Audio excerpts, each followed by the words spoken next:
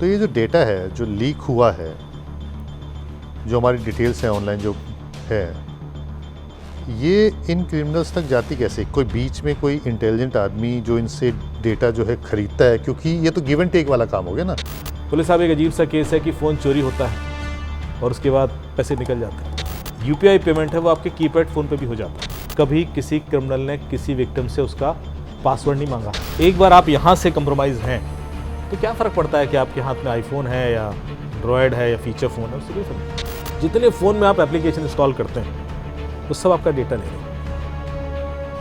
जितनी एप्लीकेशन आपके एसएमएस पढ़ती हैं उन सबको आपके बैंक बैलेंस पता है। कभी सोचा आपने कि लाखों करोड़ों खर्चा करके कंपनी वीपीएन सेटअप करेगी और कहेगी कि यार यूज़ कर लो ये, ताकि आप इलीगल काम कर सको, अपनी लोकेशन बदल सको। ऐसा ना हो कि आपको पुलिस पकड़ ले। एक बंदे ने एक फ़ोन खरीदा और उसको कॉल आया, फ़ोन डिलीवर हुआ घर पर, और तुरंत उसके आधे घंटे बाद कॉल आ गया कि अरे वो आपने अभी वो फ़ोन मंगाया है सैमसंग का। मतलब हम सब है क्या? सब है कि हम सबके पासवर्ड क्रिमिनल के पास हैं। नमस्कार, जनतंत्र टीवी में आज के podcast encounter with Jitendra Sharma में आपका स्वागत है। आज के हमारे पॉडकास्ट में खास मेहमान है अमित दुबे। अमित दुबे साइबर सिक्योरिटी में इतना बड़ा नाम है कि सुरक्षा एजेंसियां भी इनसे साइबर के मामले सुलझाने में मदद लेती हैं। इनसे जब साइबर से जुड़े किस्से कहानियां आप सुनेंगे तो हैरान रह जाएंगे कि इस तरह से भी लूट हो सकती है। अगर मैं इन्हें साइबर की दुनिया का व्योमकेश बख्शी कहूं तो गलत नहीं होगा। बहुत कम लोग होंगे जिन्होंने व्योमकेश बख्शी का नाम सुना होगा, लेकिन ये वो व्यक्ति थे जो कि बड़े बड़े मामलों को इतनी आसानी से सुलझा दिया करते थे कि जिसकी क्या ही बात कहें। अमित जी, आपका स्वागत है जनतंत्र टीवी में। Thank you Jitendra ji, thank you so much. तो व्योमकेश बख्शी गलत तो नहीं कहा मैंने आपको? नहीं सर, अभी आजकल की जनरेशन को शायद व्योमकेश बख्शी नहीं पता होगा, बट हमारा बड़ा फेवरेट और इंस्पायरिंग कैरेक्टर था।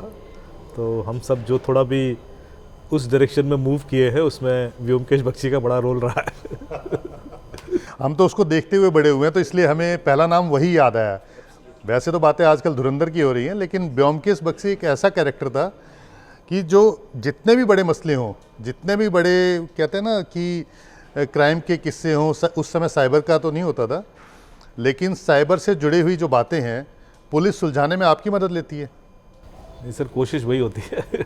तो बताइए ना कोई ऐसा हंसते खेलते मामला सुलझ जाए।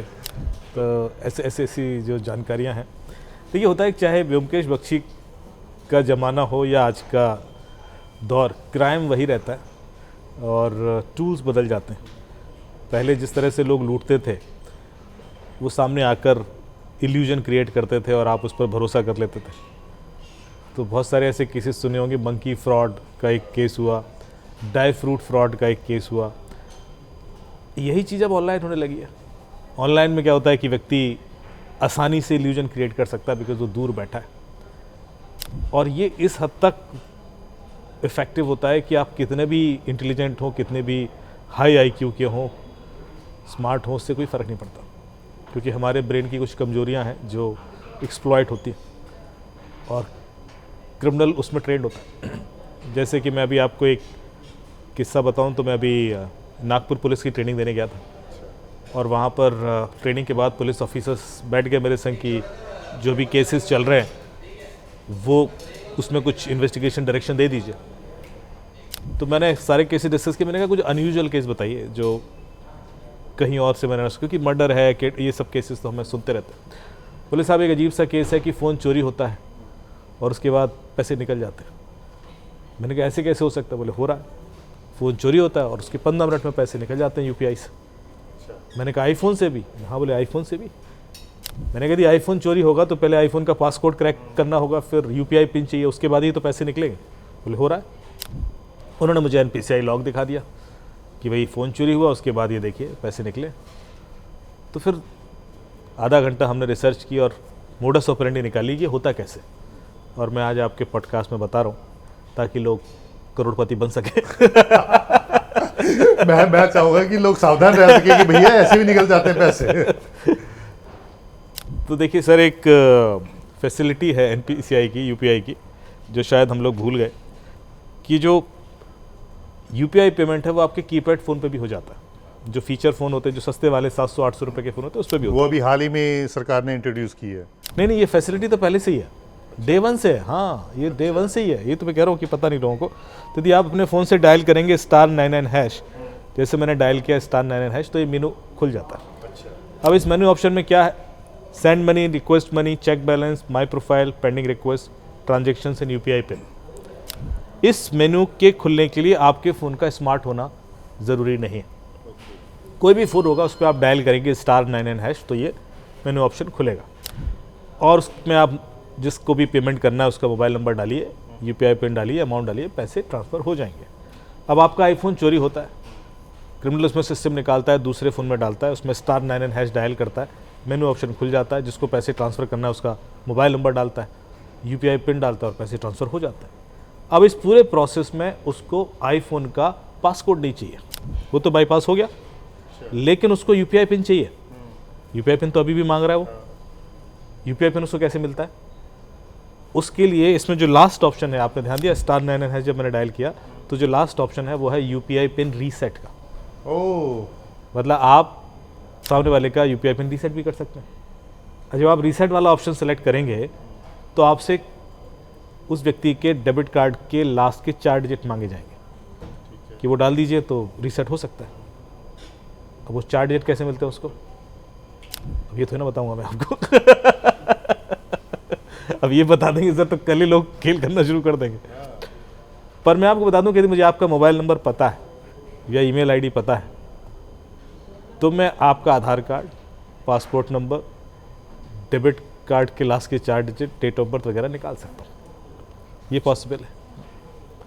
मेरा मोबाइल नंबर अगर आपको पता है तो आप सारी जानकारी निकाल सारी सकते जानकारी निकाल सकते हैं और ये क्रिमिनल को पता है टेक्निक। हैं। और इसी का फ़ायदा जो है वो साइबर क्रिमिनल्स हैं वो उठा रहे हैं। बिल्कुल, ये तो मैं मिनिमम इन्फॉर्मेशन बोल रहा हूँ, इसके अलावा भी बहुत कुछ निकाला जा सकता है।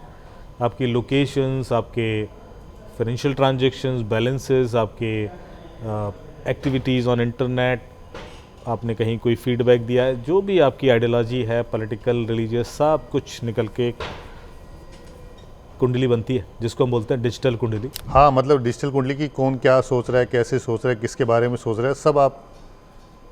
तो क्रिमिनल हमेशा जब आपको कॉल करता है तो वो उसका पहला अटेम्प्ट नहीं होता, वो यूपीएससी का 3rd अटेम्प्ट होता है। पहला अटेम्प्ट होता है रेकी। जितेंद्र शर्मा जी को हैक करना है या उससे पैसे निकलवाने हैं या कोई गलती करवानी है तो पहले उनके बारे में सब कुछ जानना होगा, तो रिकॉनिसेंस बोलते हैं उसको। ये सिर्फ आपके मोबाइल नंबर और ईमेल आईडी पे हो जाएगा और वो आपके बारे में सारा जान के रिपोर्ट बनाकर आपके बच्चे, फैमिली, फादर, सब के डिटेल होंगे उसके, यहाँ तक कि आपके बैंक अकाउंट के पासवर्ड भी होंगे।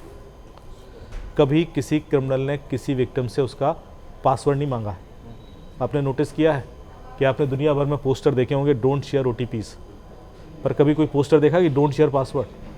बिल्कुल सही कह रहे हैं। कभी नहीं देखा ना। और बिना पासवर्ड और OTP दोनों यूज़ किए पैसे नहीं निकल सकते। सिर्फ OTP से पैसे निकाल लोगे आप? आपको पासवर्ड भी तो चाहिए। तो आप कह रहे हो OTP मत दीजिए, तो पासवर्ड कैसे उसके पास? पासवर्ड तो हमने दिया भी नहीं और ना आपने मुझे पोस्टर पे बताया कि पासवर्ड मत देना, क्योंकि कभी मांगा भी नहीं गया। तो पासवर्ड उसके पास पहले से होता है। पासवर्ड को आपसे लेने की ज़रूरत ही नहीं होती। इस दुनिया में 2 ही तरह के लोग हैं, एक जिनको पता है कि वो हैक हो गए और दूसरे जिनको पता नहीं कि वो हैक हो गए। मतलब हम सब है क्या? हम सब हैक हैं, हम सबके पासवर्ड क्रिमिनल के पास हैं। मतलब मेरी जो डिजिटल कुंडली है वो मार्केट में फैली हुई है इस समय। एग्जैक्टली। तो आप तब तक सुरक्षित हैं जब तक आपका कोई दुश्मन नहीं है जिस दिन कोई दुश्मन खड़ा हो गया उस दिन तो कुंडली उसको भी मिलेगी और वो वही सब उसको और गलत तरीके से इस्तेमाल कर सकता है। आपको यदि ये पता है कि कितने गलत तरीके हैं तो आप सुरक्षित हैं। ये बड़ा इंटरेस्टिंग चीज़ मैं हमेशा बोलता हूँ। लोग कहते हैं कि साहब आए हैं आप 5-10 मिनट में डूज़ एंड डोंट्स बताइए और चले जाइए, तो मैंने आज तक कभी डूज़ एंड डोंट्स बताई नहीं, बिकॉज ऐसा कोई डोंट है ही नहीं जो मैं आपको समझा सकूं। यदि मैं आपसे कहूँगा जितेंद्र जी डोंट थिंक अबाउट एलिफेंट, तो हो जाएगा क्या? आप वही सोचेंगे तो डोंट क्यों बताना? मैं सिर्फ डूज़ भी उतने ही बताता हूँ क्योंकि हम सब बहुत इंटेलिजेंट हैं। जैसे आप डिजिटल रिस्क की भी बात कर रहे थे, डिजिटल अरेस्ट के जितने भी केसेस हुए हैं, सबके हाथ में आईफोन था। अच्छा। सबके हाथ, सारे केस देख लीजिए, कोई भी ऐसा नहीं और है जो। जबकि ये कहा जाता है कि आईफोन जो है सबसे सिक्योर फ़ोन है। इसीलिए मैंने कहा कि इस चीज़ से फ़र्क नहीं पड़ता कि आपके पास फ़ोन कौन सा है। Criminal will never hack your devices to reach to you, criminal will always hack you to reach to your devices. वो पहले आपको हैक करता है, उसके बाद आप खुद ही वो सब काम कर लेते हो जो वो कराना चाहता है। एक बार आप यहाँ से कंप्रोमाइज़ हैं तो क्या फ़र्क पड़ता है कि आपके हाथ में आईफोन है या एंड्रॉयड है या फीचर फ़ोन है, उससे कोई फ़र्क नहीं पड़ता। तो आप चाहे सस्ता वाला फ़ोन ले लो तब भी उतना ही नुकसान कराया जा सकता है, आईफोन लेके बैठे रहो तब भी कोई फ़र्क नहीं पड़ता, और एंड्रॉयड भी। सो पहले तो ये माइंडसेट चेंज होने की ज़रूरत है कि device can make you safe, devices can not do much. आपकी कॉन्शियसनेस बिल्ड होनी चाहिए, आपको ये डिफरेंशिएशन करना आना चाहिए कि हाँ भाई ये बंदा गलत है, झूठा है। और ये आएगा कैसे? क्योंकि वो आपको आवाज़ भी वैसी होगी और वीडियो भी वैसा ही होगा और नंबर भी वही होगा, तो आप उस इल्यूजन में फंसते हैं। आपको यदि ये पता है तो फिर आप सेफ हैं। डिजिटल अरेस्ट को तो मैं ऐसे मानता हूँ जैसे बनारस के ठग हुआ करते थे ना, कहते थे कि वो आपके सामने ही बैठ करके आपको बहला फुसला के ले लेते हैं। तो मैं डिजिटल अरेस्ट को इस तरह से मान के चलता हूँ क्योंकि आप खुद ही उनके जाल में फंस जाते हैं बातों को लेकर के।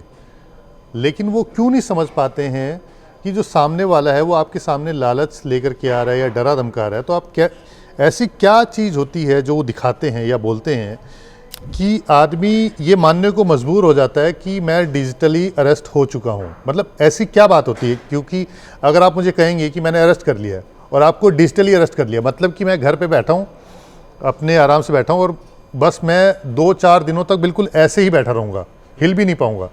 तो ऐसी क्या टैक्टिक्स वो यूज़ करते हैं कि आदमी कितना ही बड़ा क्यों ना हो, चाहे वो टीचर हो, चाहे वो रिटायर्ड ऑफिसर हो, चाहे वो एक बड़े अच्छे परिवार से संबंधित हो, वो क्यों मानने को मजबूर हो जाता है कि हाँ मेरे को गिरफ्तार कर लिया, जबकि उसने जीवन में कभी गलत काम ना किया हो? हमारे दिमाग की कुछ कमजोरियां हैं कि हम सब उस डेटा से इन्फ्लुएंस होते हैं जो हमारे सराउंडिंग्स में होता है। We all are the product of the data that has been fed to you since your birth. बचपन से लेकर आज तक जो डेटा आप कंज्यूम कर रहे हो ना, आप उसका प्रोडक्ट हो। आप जितेंद्र शर्मा नहीं हैं, आप जितेंद्र शर्मा बने बिकॉज आपके सराउंडिंग्स में उस तरह की इन्फॉर्मेशन टीचर से, गुरु से, पेरेंट्स से, बुक से और सोशल मीडिया, इंटरनेट से आपने कंज्यूम की। That has made you Jitendra Sharma. आपका जन्म इंडिया के बजाय रोमानिया हो जाता तो आप कुछ और होते, कोई दूसरी भाषा बोल रहे होते, दूसरे कपड़े पहने होते, दूसरा खाना खा रहे होते और ज़िंदगी भर बोलते कि मैं रोमानियन हूँ। और 50 साल के बाद कोई बोलता भाई साहब आप तो यूपी में पैदा हुए, तो आप कंफ्यूज हो जाते कि मैं दरअसल हूँ कौन। ये जो चीज़ है इतनी स्ट्रांग है ना सर, कि आप के डिसीजन या आपके निर्णय इस बात पे बहुत डिपेंड करते हैं कि आपके आसपास डेटा क्या था। और ये क्रिमिनल उस डेटा को जनरेट करते हैं, ये पूरी दुनिया करते हैं। अभी पंजाब में एक आईजी साहब ने खुद को गोली मार ली क्योंकि उनके इन्वेस्टमेंट फ्रॉड में 8.5 करोड़ रुपए निकल गए। मैं इसलिए बोल रहा हूँ कि एक ऐसे व्यक्ति के संग भी हो सकता है जिसने ज़िंदगी भर क्रिमिनल्स को ही समझा है और वो बड़े अच्छे से समझता है। तो आप जब एक्सट्रीम बात बोल रहे हैं कि ऐसा हो कैसे जाता है, मैं इसीलिए एग्जाम्पल दिया मैंने। मैं किसी को ये नहीं बता रहा कि उनकी कोई गलती है, ये होता है। और ये जिसके संग भी होता है उसको किसी गिल्ट में आने की ज़रूरत नहीं है पहले तो, क्योंकि मेरे पास केसेस हैं सुप्रीम कोर्ट के लॉयर्स के, मेरे पास केसेस हैं ब्यूरोक्रेट्स के, मेरे पास केसेस हैं पॉलिटिशियंस के, बड़े बड़े बिजनेसमैन के, जिन्होंने गलतियां की। इनमें से किसी का भी आईक्यू कम नहीं था, करोड़ों रुपए बनाए हुए उन्होंने। एक व्यक्ति आया, उसने मुझे कॉल किया कि साहब मेरे 55 करोड़ रुपए कुछ निकल गए सर। मैंने कहा 55 करोड़ कैसे निकल सकते हैं यार? कह नहीं साहब मेरा हो गया नुकसान, तो दिलाइए वापस। तो मैंने कहा आप डिटेल भेजिए। गुजरात का कोई व्यापारी था, तो उसने डिटेल भेजा, मैंने टीम को दिया। मैंने कहा देखो ये पैसा कहाँ गया, मनी ट्रेल वगैरह कुछ निकालो। कंप्लेंट की कॉपी भी आ गई हमारे पास, तो उसने FIR भी करा रखी थी। तो जब हमने हिसाब लगाया तो 8-8.5 करोड़ का निकला। मैंने कहा यार ये तो 8-8.5 करोड़ दिया है तुम। बोले हाँ सर, पर वो हो गया था 55 करोड़। मैंने कहा यार कमाल करते हो, तुम्हें अभी भी ये लग रहा है कि तुम्हारा 55 करोड़ हो गया था? बोला हाँ सर, मैं तो देख रहा था ऐप में बढ़ रहा था, वो शेयर की भी जो तो आप देख रहे हो कि उसका इल्यूजन इतना स्ट्रांग है कि वो लुट चुका है, वो विड्रॉ नहीं कर पा रहा है, पर उसका कन्विक्शन ये है कि मेरा 8 करोड़ 55 करोड़ हो गया था और अब मुझे 55 करोड़ दिलाइए। मैंने कहा तुम्हारा 8 भी वापस आ जाए, पहले उसकी चिंता करो, क्योंकि ये तो गया देश के बाहर। पर वो इल्यूजन कैसे क्रिएट करते हैं? क्योंकि जो साइबर क्रिमिनल्स हैं, जैसे अगर हम इस डिजिटल अरेस्ट की पहले बात कर लेते हैं, इसमें वो ऐसी जगह से भरतपुर के आसपास, मेवात के आसपास, जामताड़ा के आसपास, जामताड़ा में तो हालांकि अब शायद कम हो गया है, वो पहले साइबर ठगी करते थे, लेकिन मेवात, भरतपुर, राजस्थान के आसपास के जो लोग हैं वो एक छोटे से गांव में जा कर के वहीं से बैठ के करते हैं ये। वो कैसे, जबकि वो पढ़े लिखे भी नहीं है बहुत ज़्यादा, वो कैसे इन पढ़े लिखे लोगों को, जिनका आईक्यू, जो कि अब हम बात भी कर रहे थे, इतना शार्प होता है, अच्छी अच्छी सर्विसेज में होते हैं, वो कन्विंस हो जाते हैं इन लोगों की बातों में आकर के? मतलब ट्रिक कोई यूज़ करते हैं या क्या? मतलब क्योंकि अगर हम बात करें, पुलिस यूनिफॉर्म जैसे कई बार कहते हैं कि वो मैं फलाना डीसीपी बोल रहा हूँ, तो अगर आप उसको देखेंगे तो आप तुरंत पहचान जाएंगे कि भाई वो डीसीपी नहीं है या इंस्पेक्टर भी नहीं है। आप तब पहचान, ये दुनिया एक माया है। आप मानते हैं इस चीज़ को? नहीं मानते तो हम यहाँ बैठ के पॉडकास्ट नहीं कर रहे होते। हमें सुनते हैं, जानते हैं, पर मानते नहीं हैं। यदि दुनिया माया है तो फिर बैठ के क्यों पैसा कमा रहे हैं? साधु बन जाओ। आपके सामने जो इल्यूजन है वो इतना गहरा होता है कि आप उसको मानने से, आप देखते समझते हुए भी नहीं जा, कल का भरोसा नहीं है हमारा, हम जिएंगे नहीं जिएंगे। और हम, मेरे पास 75 साल के लोगों के केस पड़े हुए हैं कि साहब वो 250 करोड़ की प्रॉपर्टी विवाद चल रहा है, वो 600 करोड़ का चल रहा है, वो अपने भाई से लड़ रहा हूँ, इनके बेटे से लड़ रहा हूँ, लड़े जा रहे हैं। मैंने कल का पता नहीं है आपको क्यों? क्योंकि माया है, इल्यूजन इतना गहरा है कि हम अपने 1000 करोड़ की तैयारी करके चल रहे हैं। ये मैं इसलिए थोड़ा सा बोल रहा हूँ क्योंकि ये कहना बड़ा आसान होता है कि ऐसा कैसे हो जाता है, ये सच है। यदि मैं आपके आसपास एक ऐसी दुनिया खड़ी कर दूँ, तो एक व्यक्ति था जिसके काफ़ी सारे रेस्टोरेंट है, इस रेस्टोरेंट के ओनर्स हैं, उनके पैसे निकले। तो मैंने कहा यार आप कैसे बेवकूफ़ बन गए? तो उन्होंने कहा अमित ये पूरा गेम देखिए कैसे होता है। मैं गूगल पे सर्च कर रहा था कि मुझे कुछ देख रहा था, शेयर मार्केट से लोग कमा रहे हैं, शेयर मार्केट बढ़ रहा है, इकॉनमी इंडिया की बढ़ रही है, तो हम भी कुछ कमा लेते हैं। तो गूगल पे सर्च कर रहा था कैसे होता है, क्या होता है। तो आई वाज रीडिंग, स्टडिंग, जोड़ा वीडियो देख लिए। तो मुझे इंस्टा पे एक रील आई कि देखिए ये कोई ऐप है जिसके थ्रू लोगों ने पैसे बनाए हैं और ऐसा है वैसा है, कुछ इन्फ्लुएंसर्स लोग बता रहे थे और नीचे एक ग्रुप का लिंक था। तो मैंने उस ग्रुप को ज्वाइन कर लिया। मैंने ज्वाइन कर लिया कि इसमें कुछ वीडियो आएंगे, मैं सीखूंगा। मैं कौन सा ऐसे ग्रुप से थोड़ा पैसे निकल जाएंगे, मेरे अपने आप थोड़ा निकल जाएंगे। मैं उस ग्रुप में ज्वाइन हो गया, तो मैं देखता रहा वीडियोस। तो उसमें बहुत सारे स्क्रीनशॉट आते थे, किसी ने 20,000 लगाया, उसके 25,000 हो गए एक ही दिन में, 30,000 लगाया था तो 40 हो गए, ऐसे करके आते थे।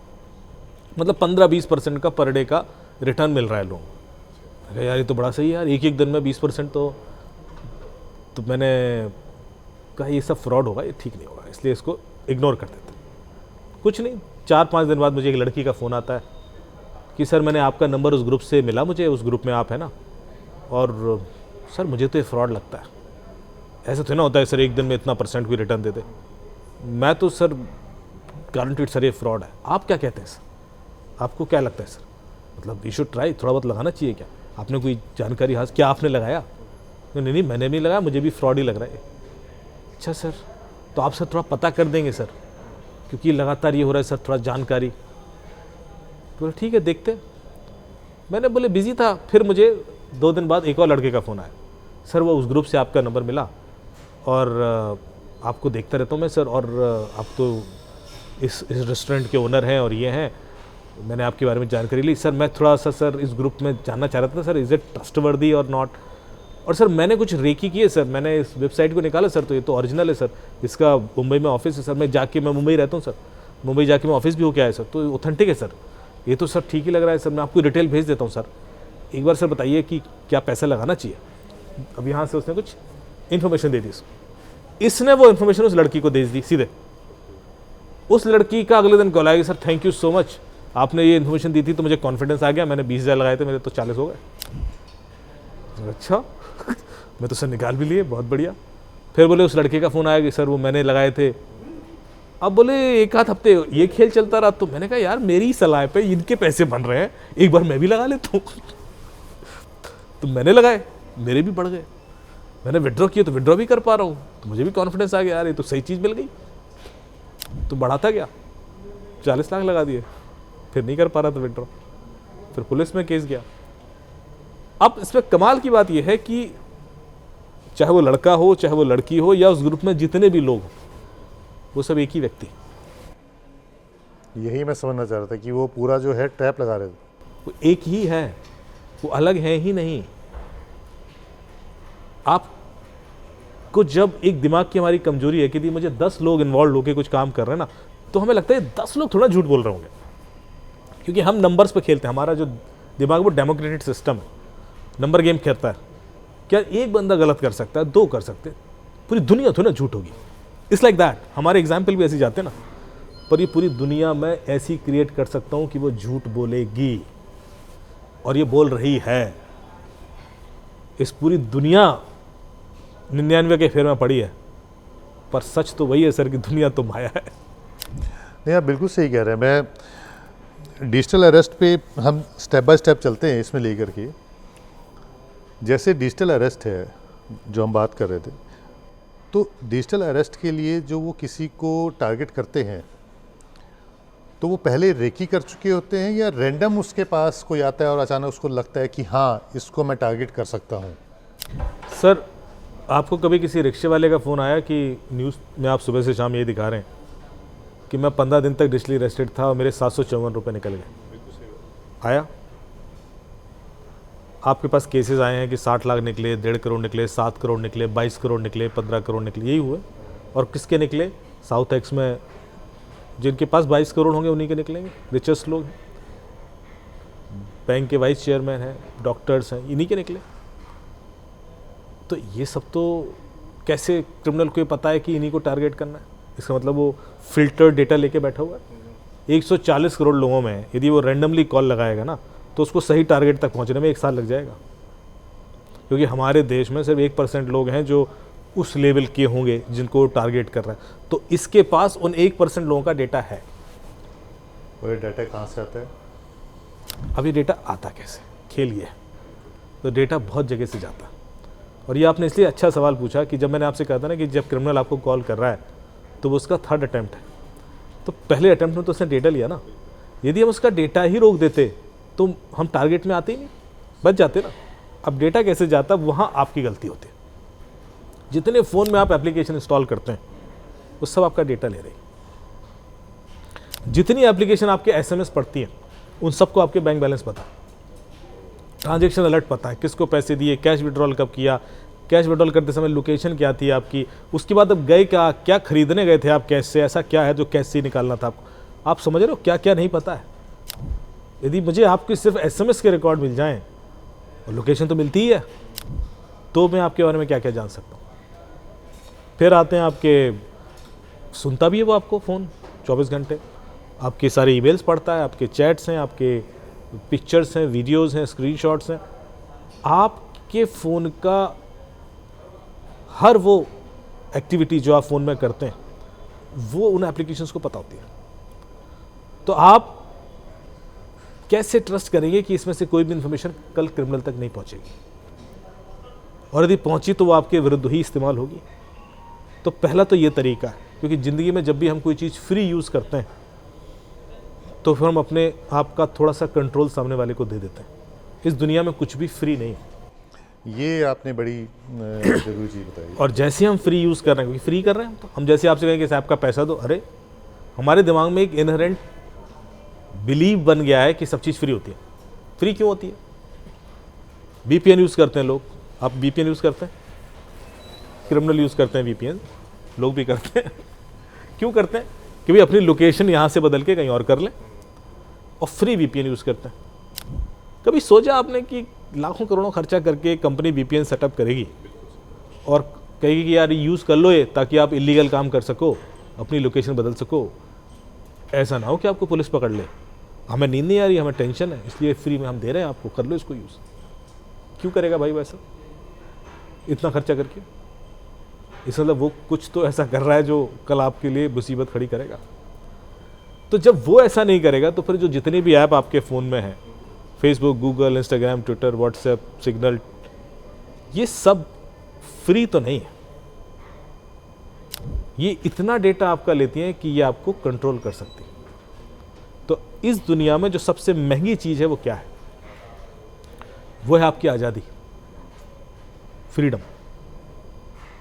और हम में से कोई भी आज़ाद नहीं रहा, नन ऑफ अस। आज की डेट में आपके जो डिसीजन है वो आपके हैं ही नहीं।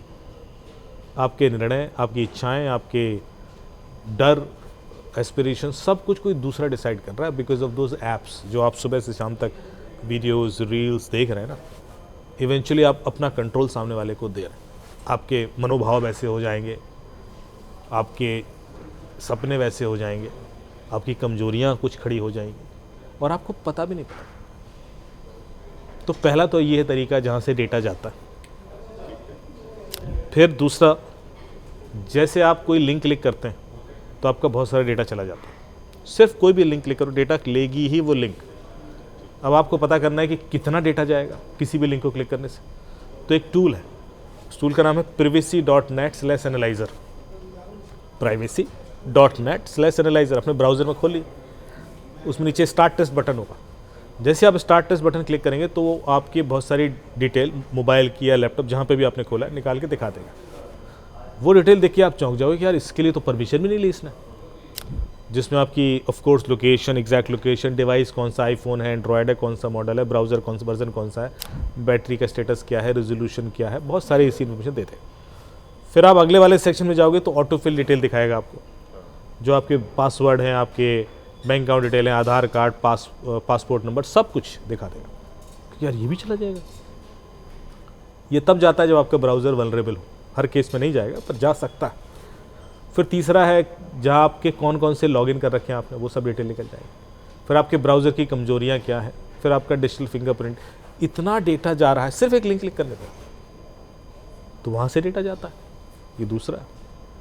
फिर तीसरा होता है कि जब आप कोई सर्विस ले रहे होते हैं, थर्ड पार्टी वेंडर्स होते हैं, उनके संग भी डेटा शेयर होता है, वहाँ से डेटा निकल जाता है। जैसे कि एक केस आया मेरे पास, एक बंदे ने एक फ़ोन ख़रीदा और उसको कॉल आया, फ़ोन डिलीवर हुआ घर पे, और तुरंत उसके आधे घंटे बाद कॉल आ गया कि अरे वो आपने अभी वो फ़ोन मंगाया है सैमसंग का और उसके लिए कैशबैक था और वो कैशबैक आपको ट्रांसफ़र करना है, तो ये मॉडल है ना आपका? हाँ यही, अभी ये भी आया होगा आपका? हाँ सर। हाँ तो फिर अभी कैशबैक ले लीजिए आप, ये एप्लीकेशन में भेज रहा हूँ, आपके 40,000 का फ़ोन था कुछ, तो ये आपका 15,000 का कैशबैक है, आप ले लीजिए। तो बोले मैंने सब कुछ किया जो वो कर रहा था और मेरे अकाउंट से 1.5 लाख निकल गए। अभी इन्वेस्टिगेशन में गया, सवाल ये है कि उसके पास एग्जैक्टली उसी समय कॉल कैसे आ गया। तो हमने जानने की कोशिश की ये डेटा कहाँ से गया होगा और इस सब तक पता कैसे था क्रिमिनल को कि कौन सा फ़ोन क्या है। तो हमें लगा कि कुरियर कंपनी से निकला होगा, तो वहाँ पूरी इन्वेस्टिगेशन किया, वहाँ से डेटा नहीं निकला था। फिर लगा कि वेबसाइट से निकला होगा जहाँ हमने परचेज़ किया है, फ्लिपकार्ट, अमेज़ॉन, जो भी है, तो वहाँ पर भी बड़ी, क्योंकि यदि वहाँ से निकला होता तो बहुतों के संग ऐसा होता, तो वहाँ से भी नहीं निकला क्योंकि बहुत फ़ोन बिके, हर किसी को तो नहीं आया कॉल। फिर हमें लगा कि सिक्योरिटी गार्ड जो आपके इस सोसाइटी में वहाँ से निकला होगा, क्योंकि उसको तो पता है कि क्या जा रहा था, तो उसको भी इंक्वायरी कर ली, नहीं वहाँ से भी निकला। फिर हमें लगा पेमेंट किया जहाँ से, वहाँ से निकला होगा, पेमेंट कहाँ जा रहा है, तो उसको भी API वगैरह चेक किया तो वहाँ से भी निकला था। अब हम बड़े परेशान कि ये डेटा गया कहाँ से, क्योंकि डेटा यदि कहीं से गया है तभी तो कॉल आया है। तो पता डेटा कहाँ से गया था। जब इन्वेस्टिगेशन करते करते करते बिल्कुल इन डिटेल पहुँचे तो पता पड़ा कि जब आप खरीदते हैं ना कोई चीज़, तो थर्ड पार्टी गेटवे यूज़ होता है पेमेंट के लिए। और वो जो कोई भी ई-कॉमर्स पोर्टल होगा वो गेटवे के लिए कोई API दूसरे का इस्तेमाल करता है, वो वहाँ से गया था। कई बार तो जो वो कर रहे होते हो आप, लॉगिन पासवर्ड डालो, वहाँ से भी डेटा लीक हो जाता है, क्योंकि उसके लिए भी थर्ड पार्टी प्लगइन यूज़ होता है ऑथेंटिकेशन के लिए, क्योंकि सिंगल साइन ऑन है या कुछ ऐसी सर्विस है। द पॉइंट इज़ कि आप किसी भी सर्विस को जब आप लेते हो तो आपके लिए सिर्फ एक सर्विस प्रोवाइडर नहीं होता, उसके पीछे कई सारे लोग होते हैं जो इंटीग्रेटेड इकोसिस्टम क्रिएट करते हैं जिससे वो सर्विस आपको मिल रही है, और हर किसी के पास आपका डेटा है। वहाँ कहीं से भी निकलेगा तो कॉल आके आपको एक ट्रस्ट ही तो बिल्ड करना है सामने वाले को, उसको ये तो पता होना है कि आपने किया क्या, मॉल में गए थे अभी, आपने पिक्चर देखी है अभी, इतनी तो पता करना है, और वही डेटा तुरंत आपको ट्रस्ट बिल्ड करा देता है। हाँ यार इसको कैसे पता, धुरंधर देखिए आपने, हाँ अभी आपको भी धुरंधर बनाते हैं, आप तुरंत ट्रस्ट कर लोगे उसको। सो अगर आपका डेटा लीक ना हो और क्रिमिनल तक ना पहुंचे तो आपको वो कॉल भी नहीं आएगा। ये पहली बात कि डेटा लीक, क्योंकि जिसको लेके हम बात कर रहे थे। अब मेरा इसी में सवाल है कि जो डेटा लीक है जो मैंने आपसे शुरू में ही पूछा था कि ये इतने पढ़े लिखे तो होते नहीं हैं, तो ये जो डेटा है जो लीक हुआ है, जो हमारी डिटेल्स हैं ऑनलाइन जो है, ये इन क्रिमिनल्स तक जाती कैसे? कोई बीच में कोई इंटेलिजेंट आदमी जो इनसे डेटा जो है खरीदता है, क्योंकि ये तो गिव एंड टेक वाला काम हो गया ना। ऐसा तो है नहीं कि जो हमारा डेटा है जो हमारा ले लिया गया है तो वो फ्री में ही बट रहा होगा। तो जो आपने जो बीच में गेटवेज बताए जहाँ जहाँ से डेटा लीक हो सकता है, जहाँ जहाँ पे हमारा डेटा है, क्या इनमें से कोई होता है जो इन तक डेटा पहुँचाता है, बेचता है? तो इस पूरे इकोसिस्टम में 6-7 प्लेयर होते हैं। एक बॉडी होती है, बिजनेस ग्रुप, जो इन लोगों को, देखो किसी भी क्राइम को करने के लिए आपको 3 चीज़ें चाहिए। पहला, mobile phone, SIM card, bank account, और चौथा डेटा। बिना इन 4 चीज़ों के कोई भी कॉल आपको नहीं पुकार सकता, ना पैसे ले सकता है। पैसे लेने के लिए बैंक अकाउंट चाहिए, और इन हर चीज़ में कुछ हद तक वेरिफिकेशन प्रोसेस है। सिम कार्ड KYC होगा, बैंक अकाउंट KYC होगा, मोबाइल फ़ोन कहीं रिकॉर्डेड तो होगा कि ये फ़ोन किसको बेचा गया। ये तो IMEI बेस्ड है, सबको पता है जिस दुकान से लिया आपने। उसके बावजूद जब हम इन्वेस्टिगेशन करते हैं और हमने पता किया कि कॉल किस सिम से आया था, तो वो सिम होता है उड़ीसा के किसी किसान का, बैंक अकाउंट होता है सब्जी वाले का वेस्ट बंगाल के, फ़ोन चोरी का है, गफ़ार मार्केट से लिया है। क्रिमिनल का खुद का कुछ नहीं होता, तो आप क्रिमिनल को आइडेंटिफाई नहीं कर पाते कि ये है कौन। लोकेशन होती है, वो लोकेशन भी बदलता रहता है। वो जैसे आपने कहा मेवात, अलवर, नूह, भरतपुर, राजस्थान, गुड़गांव, मथुरा, वो भागता रहेगा वो चारों, क्योंकि वो एक सिम कार्ड को हर स्टेट में यूज़ कर लेगा, फिर फेंक देगा तोड़ के। आप पकड़ते रहो उसको, कहाँ बैठा हो। तो एक बॉडी है जो सिम कार्ड प्रोवाइड करती है इनको, हर हफ्ते हज़ारों सिम कार्ड प्री एक्टिवेटेड जाएंगे। एक बॉडी है जो इनको बैंक अकाउंट प्रोवाइड करती है, जो म्यूल अकाउंट्स होंगे कि भाई ये बैंक अकाउंट है, इसमें पैसा लो, फिर बंद हो जाएगा बैंक अकाउंट, फिर नया दे देंगे। और ये रेगुलर हो रहा है, 1-2 नहीं, हज़ारों, 10,000, 20,000, 50,000, ये पूरा किट बेचते हैं। ये सिम कार्ड है, ये बैंक अकाउंट है, इसका OTP इस पर आएगा, ये पूरा 8,000 का किट है, और ऐसे करके बेचते हैं। फिर एक बॉडी है जो इनको चोरी के फ़ोन प्रोवाइड करती है, क्योंकि चोरी के फ़ोन भी अब ब्लॉक करने लगी सरकार, अभी 1 करोड़ फ़ोन ब्लॉक किए, तो वो दूसरे देशों से ला के फ़ोन वो बेचेंगे, उनका भी मार्केट है, ताकि क्राइम हो सके। फिर एक बॉडी है जो डेटा कलेक्ट करती है, जिसके बारे में अभी हम बात कर रहे थे। वो डेटा सिर्फ कलेक्ट कर रहे हैं, लिंक भेज के डेटा कलेक्ट किया, फिर वो ऑर्गेनाइज करके इनको बेचते हैं। ये डेटा है साहब, उसका पैसा उनको मिल रहा है। उनका काम सिर्फ डेटा बेचना है, उनका काम लूटना नहीं है। अब इन्होंने क्या किया कि इनको जब ये सारे इकोसिस्टम रेडी हो गया तो इन्होंने कॉल करके लूटना शुरू किया। अब जिस अकाउंट में पैसा आया, एक बॉडी है उस अकाउंट से पैसा साइफन करती है कि इसको आधे घंटे के अंदर देश के बाहर कैसे ले जाए। So they are so fast they can move it out. आप 5 लाख रुपए, 10 लाख रुपए अभी UK ट्रांसफ़र करना चाहेंगे ना, तो नहीं कर पाएंगे। आपको 50 चेक एंड बैलेंसेस आ जाएगा। ये सभी सरकार की गाइडलाइन है, वो है इसका अप्रूवल, वो अप्रूवल बैंक से फ़ोन, और वो 2-2, 20 करोड़, 5 करोड़ आधे घंटे, 1 घंटे, 2 घंटे में सब ट्रांसफ़र कर देते हैं। तो उसके लिए एक्सपर्टीज चाहिए ना कि ये कैसे होगा। तो क्या करते हैं, इस अकाउंट से पैसा 10 अकाउंट में आएगा, फिर 10 अकाउंट से 100 अकाउंट में आएगा, फिर 100 से 1,000 अकाउंट में आएगा, और फिर वहाँ से कुछ कैश विड्रॉल, कुछ क्रिप्टो करेंसी, कुछ गेमिंग करेंसी, कुछ अलग अलग तरीके से वो निकल जाएगा। ये इतना फास्ट होता है कि by the time you call 1930 and try to freeze your account, 60, 70, 80% पैसा निकल चुका है। अभी जितना भी हम रिकवरी करा पा रहे हैं, 30%, जितना लॉस हुआ है उसकी बता रहा हूँ, 30-40% ही रिकवरी हो पाती है। ओवरऑल रिकवरी तो 1-2% है, मतलब अधिकतर लोगों की तो 100% चला जाता है। पर जिनकी हो भी पाती है, जो टाइमली रिपोर्ट कर भी देते हैं, उनकी भी 30-40% से ज़्यादा रिकवरी नहीं होती है। इसका मतलब है कि उन्होंने तो तुरंत बता दिया था, उन्होंने तो आधे घंटे के अंदर, 1 घंटे, पर आधे घंटे में ही पैसा निकल गया। यस, बिकॉज एक ऐसी बॉडी है जो एक्सपर्ट है इसमें। तो आप देख रहे हो 6-7 इकोसिस्टम है इसमें, एक नहीं कर रहा है। और ये ओवरऑल जो बिजनेस है, बिजनेस ही बोलता हूँ मैं इसको, ये 1.5 लाख करोड़ का है। 1.5 लाख करोड़ निकलते हैं हिंदुस्तान से बाहर, और इसमें से अधिकतर पैसा इलीगल चीज़ों में ही इस्तेमाल होता है। कोई बहुत सोसाइटी के, समाज के लिए अच्छी चीज़ें तो बनेगी नहीं। तो एक तो नुकसान हो रहा है, लोगों का पैसा जा रहा है, और दूसरा वो पैसा इस्तेमाल हो रहा है गलत चीज़ों में। तो दुधारी तलवार चल रही है। और ये जिस तेज़ी से बढ़ रहा है, यदि आप सिर्फ कोविड के बाद का डेटा देखेंगे तो मुझे याद है कि जो हमारा गृह मंत्रालय की हेल्पलाइन है cybercrime.gov.in, उसमें कोविड के पहले पर डे 400 से 500 कंप्लेन आती थी पर डे। आज पता है कितनी आती है? 50,000। 50,000 25 से 50,000 कंप्लेन एवरीडे आ रही है रोजाना।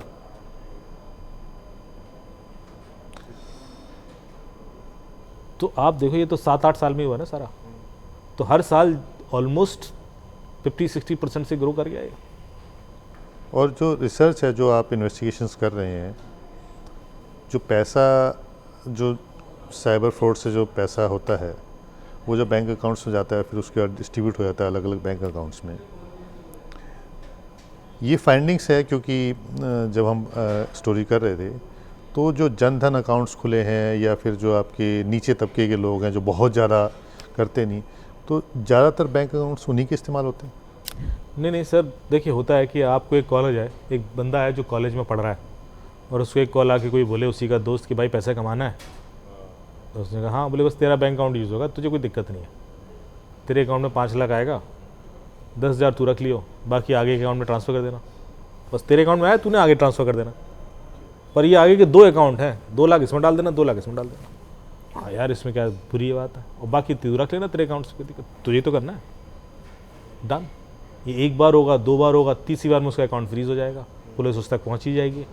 अब उसके माँ बाप आएंगे, मेरे बच्चे को फंसा लिया, मेरा बच्चा सीधा था, किसी ने लालच दिया और वो बेचारा, तो उससे क्या होता है? क्राइम तो क्राइम। तो आज के डेट में 60-70% म्यूल अकाउंट ये जो यंगस्टर्स के हैं, जिनको पैसा कमाना है आसानी से, उनको ल्योर कर लिया जाता है। मतलब मॉडस ऑपरेंडी चेंज हो चुकी है। ओके। पहले क्या होता था कि ऐसे भी हुए कि उड़ीसा के गांव में एक कैंप लगाया कि सब्सिडी मिल रही है, चावल दाल या कुछ, और उसमें प्रॉपर सरकार की फ़ोटो, लोगो, प्राइम मिनिस्टर फ़ोटो सब लगाते। अब गांव वाले आ रहे हैं लाइन लेके अपना आधार कार्ड लेके, उनका आधार कार्ड लिया, अंगूठा लगवाया, उनसे 3-3 सिम कार्ड इशू करा लिया और उनको 500 रुपये 1000 रुपये दे दिए या चावल कुछ भी दे दिया। उनको लग रहा है सब्सिडी का प्रोसेस ही है, अंगूठा लगवाएंगे तभी तो सब्सिडी मिलेगी, या उनके नाम से बैंक अकाउंट खुलवा लिया, अंगूठा लगा के बैंक अकाउंट खुल जाता है आजकल। तो सारे ऑथेंटिक अकाउंट होते थे, वेरीफाइड होते थे। पर क्या ये बैंक अकाउंट बिना बैंक की मिली भगत के हो सकते हैं? क्या ये सिम कार्ड बिना टेलीकॉम ऑपरेटर की मिली भगत के हो सकते हैं? क्योंकि ये 1-2 की बात नहीं कर रहा हूँ, हज़ारों की। अभी 2 साल पहले दिल्ली रेलवे स्टेशन पर 23,000 प्री एक्टिवेटेड सिम कार्ड पकड़े थे दिल्ली पुलिस ने। 23,000। और ये इन्फॉर्मेशन थी कि हर हफ्ते 23,000 या 25,000 आते हैं। अच्छा। और फिर ये मेवात, अलवर, लू, भरतपुर यहाँ भेजे जाते हैं। तो स्केल देख के लग रहा है कि बिना ऑपरेटर या बैंक की सपोर्ट के नहीं हो सकता। और अल्टीमेटली पाया भी गया, बहुत सारे लोग अरेस्ट भी हुए, बैंक ऑफिसर्स भी अरेस्ट हुए, टेलीकॉम ऑपरेटर पे भी गाज गिरी। अब थोड़ा सा ये रेगुलेटेड हुआ है तो लोगों ने बाहर के सिम कार्ड यूज़ करने शुरू कर दिए, पाकिस्तानी सिम कार्ड यूज़ होते हैं, वर्चुअल सिम कार्ड यूज़ होते हैं। तो क्रिमिनल विल ऑलवेज इवॉल्व, आप एक जगह रेगुलेट करेंगे तो वो दूसरा तरीका ले आते हैं। एक चीज़ और मैंने इसमें पढ़ा था कि जो सिम बॉक्स हैं जो चाइना से इंपोर्ट करा करके, प्री एक्टिवेटेड सिम तो हैं, लेकिन ऐसा तो नहीं है ना कि 50 है तो 50 मोबाइल फ़ोन यूज़ करें, क्योंकि अल्टीमेटली पता लग जाएगा कि IMEI नंबर से, लोकेशन से ट्रैक कर लोगे आप। अच्छा, क्योंकि इनके जब इन नंबर्स पे आप कॉल करते हैं तो कॉल्स भी नहीं जाती हैं, तो सिम बॉक्स का ये यूज़ करते हैं जो कि इलीगल है इंडिया में। एक्चुअली इलीगल नहीं है। अच्छा। हाँ, सिम बॉक्स इलीगल नहीं, सिम बॉक्स कॉल सेंटर भी यूज़ करते हैं और सिम बॉक्स मिलता है ऑनलाइन, आप करो मिल जाएगा। अब ये इसीलिए इसको लॉ बनाना चाहिए। मतलब ये आप सही कह रहे हो कि इसका मिसयूज़ तो हो ही रहा है, पर अब इस सिम बॉक्स में होता क्या है कि आप मल्टीपल सिम कार्ड एक बॉक्स में लगा देते हो, बहुत सारे सिम स्लॉट्स होते हैं। और यहाँ पर ग्रेटर नोएडा के किसी गांव में एक बंदा जाएगा, कहेगा यार एक कमरा चाहिए बस किराए पे, कितना रेंट है? बोले साहब 5,000 रुपये, 10,000 रुपये। बोले हम तुम्हें 20 देंगे। अच्छा, खुश हो जाएगा वो, एक कमरे का 20,000 मिल रहा है। तेरा सब बस व्यवस्था ये है कि इसमें हमारी एक मशीन है, ये चलती रहेगी हमेशा, इसको पावर ऑफ नहीं होने देना, तो थोड़ा देखते रहना। ठीक है सर। तो उसने UPS लगा दिया, सोलर सिस्टम लगा दिया, इलेक्ट्रिसिटी है, बैकअप है, सब है, और उसने वो सिम बॉक्स लगा दिया उसमें। और वो ताला लगा के चला गया। वो देख रहा है कि भाई बिजली नहीं आनी चाहिए, बस दैट्स इट। अब थाईलैंड, म्यांमार, कहीं से भी कॉल आएगा उस सिम बॉक्स पे, और वो सिम बॉक्स उसको रूट कर देगा लोकल PSTN नेटवर्क पर। तो जब आपको कॉल आएगा आपको लगेगा कि ये नंबर तो इंडियन है और यहीं से कर रहा है, पर मैं उसको जो लोकेट भी करूँगा तो वो बंदा वहाँ नहीं बैठा है, वहाँ तो सिम बॉक्स है, वो बंदा बाहर बैठा है। अब मैं किसी तरह वो सिम बॉक्स आइडेंटिफाई करके पकड़ भी लूँ तो वो सिम बॉक्स जिसके घर में रखा है उसको पता ही नहीं कि ये क्या होता है। ये साहब मैं तो रेंट पे दे रखा है, और वो बंदा दोबारा आया नहीं, वो तो भाग गया। उसको पता है कि ये 3-4-5 महीने बाद तो पुलिस पकड़ ही लेगी, तो उसका खेल ही वो 5 महीने बाद दूसरी जगह पकड़ लेगा ऐसा। सो ये चल रहा है। और उसी के थ्रू वो मैसेज भेज करके वो लिंक भेजते हैं जिसके ज़रिए आपको ट्रैप करते हैं। हाँ, लिंक भेजें या वीडियो कॉल करें, फिर तो एक बार सिम है तो कुछ भी कर लें। Basically they have a provision where they can hide themselves and can talk to you. ये पावर आ गई ना, जब आप खुद छुप कर किसी को भी बात कर सकते हैं। तो आप टेलीग्राम इस्तेमाल करते हैं, डिस्कॉर्ड इस्तेमाल करते हैं, डिस्कॉर्ड नहीं करते होंगे बच्चे आजकल मैंने सुना, लेकिन बच्चे सारे बड़ा डिस्कॉर्ड करने लगे कर। तो जैसे डिस्कॉर्ड है या टेलीग्राम है, ये एनोनिमिटी देते हैं आपको। इसमें आप चाहें तो ना तो आपका मोबाइल नंबर लिंक होगा ना ईमेल आईडी। आप डिस्कॉर्ड पर अकाउंट क्रिएट करें और आपको एक हैशटैग मिलेगा, और उस हैशटैग से आप पूरी दुनिया से बात कर सकते हैं without revealing your identity, neither you would know the identity of the person. अब आपने एक प्लेटफॉर्म चूज़ किया दुनिया से बात करने के लिए, तो फिर आपने एक रिस्क भी उठाया है। अब कोई भी आपको उस प्लेटफॉर्म पे कम्युनिकेट करेगा और आप ये नहीं पता कर पाओगे कि वो है कौन। अब वो गाली दे, धमकी दे, हैरेस करे, बुली करे, आपकी नंगी पुंगी फ़ोटो बना के भेजे किसी भी तरीके से। अब आप पुलिस के पास जाते हो, देखो मुझे भेज रहा है, तो भैया आप उस प्लेटफॉर्म पे थे ही क्यों? अब उससे बचना क्या है? आप ऐसे प्लेटफॉर्म पे आइए ना जहाँ आप एनोनिमिटी ना हो। आप डार्क वेब पे घुस गए हो, अब कोई आपको हैरेस कर रहा है तो पुलिस क्या करे? डार्क वेब है ही एनोनिमस। और टेलीग्राम के जरिए बहुत टेलीग्राम के जरिए बहुत होता है। तो मैं तो ये कहता हूँ जाते ही क्यों उस प्लेटफॉर्म पे? जैसे आप टेलीग्राम पे गए, आपने एक विंडो ओपन कर दिया क्रिमिनल के लिए कि आइए मेरे संग कैसी भी बातचीत कीजिए, धमकी दीजिए, और मैं तो आपको पकड़ भी नहीं पाऊंगा। So this is a big risk. So आपको पहले तो अपने कम्युनिकेशन चैनल लिमिटेड रखने होंगे कि वैसे रखो जो सामने वाले की आइडेंटिटी एक्सपोज तो करें। आप अदरवाइज खुद एक ऐसे ट्रैप में हो कि वहाँ पुलिस भी आपकी बहुत मदद नहीं कर पाएगी। आपने बहुत सारे बच्चे, जैसे कि आप स्नैपचैट यूज़ करते हैं, क्यों यूज़ करते हैं स्नैपचैट? आप एक ऐसी कौन सी चैट है जो व्हाट्सएप पे नहीं हो सकती, स्नैपचैट पे हो सकती है? स्नैपचैट का एक फीचर है कि मैंने आपको मैसेज भेजा और वो डिलीट हो गया, आपने देखा वो डिलीट हो गया, यही है। आप ऐसा क्यों चाहते हैं कि कोई आपका मैसेज देखे और तुरंत वो डिलीट भी हो जाए? और उससे यंगस्टर्स को क्या फ़ायदा है?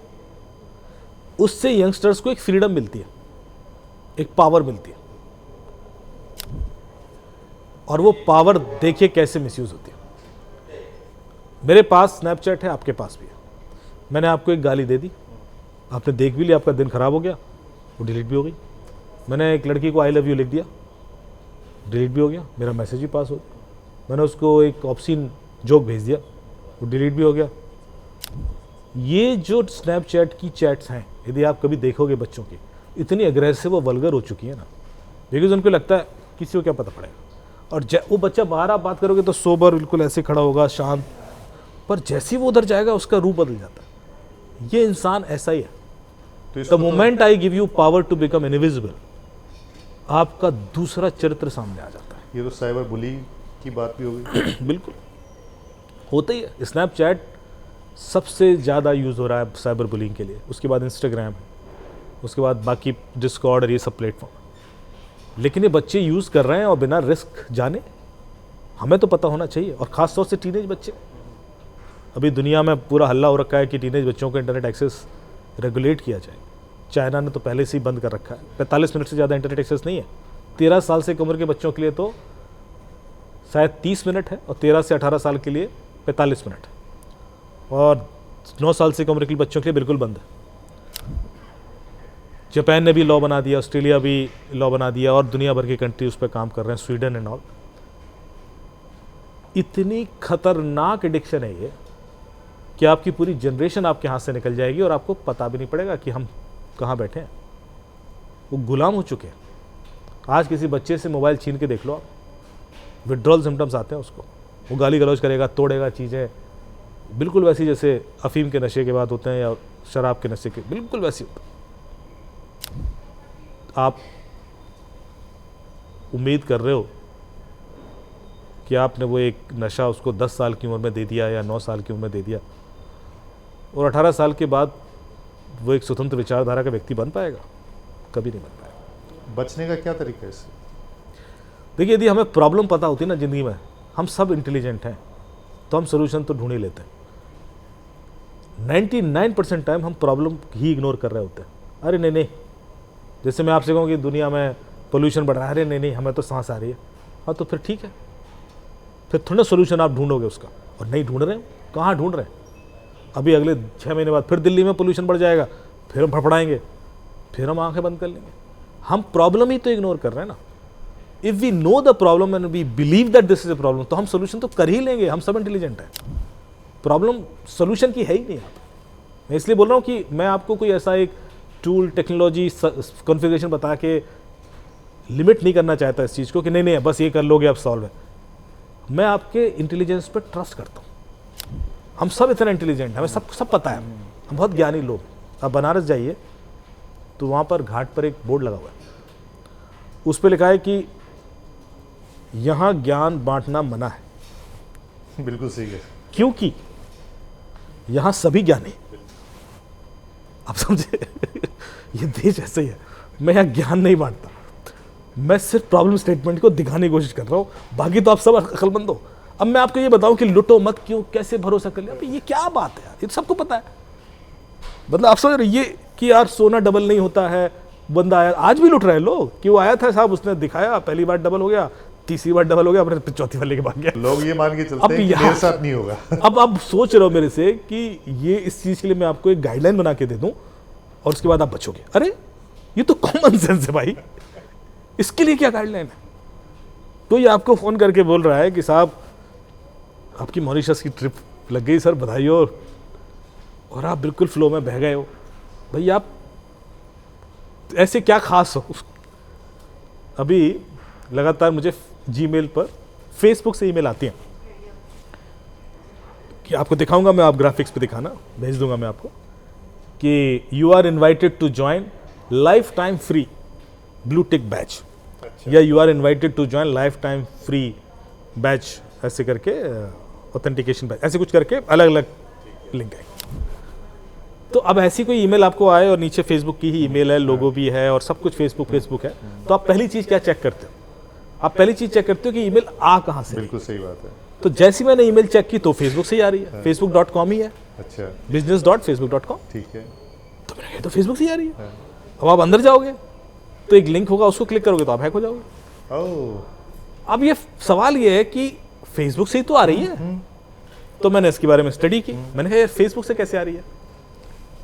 मैं तो समझ गया कि क्योंकि जैसी मुझे कोई चीज़ फ्री मिल रही होती है ना, मेरे सारे कान खड़े हो जाते। मैंने कहा मुझे आज तक कुछ भी फ्री नहीं मिला है। तो पहली बात तो ये ध्यान रखना कि जो चीज़ फ्री में मिल रही है तो मतलब आप फंसने वाले हो आप। तो पहला तो मैं इसीलिए लर्निंग दे रहा हूँ क्योंकि आप जैसे सोचते हो कि मैं कुछ खास हूँ, मुझे ब्लू टिक फ्री मिलना चाहिए। क्यों मिलना चाहिए?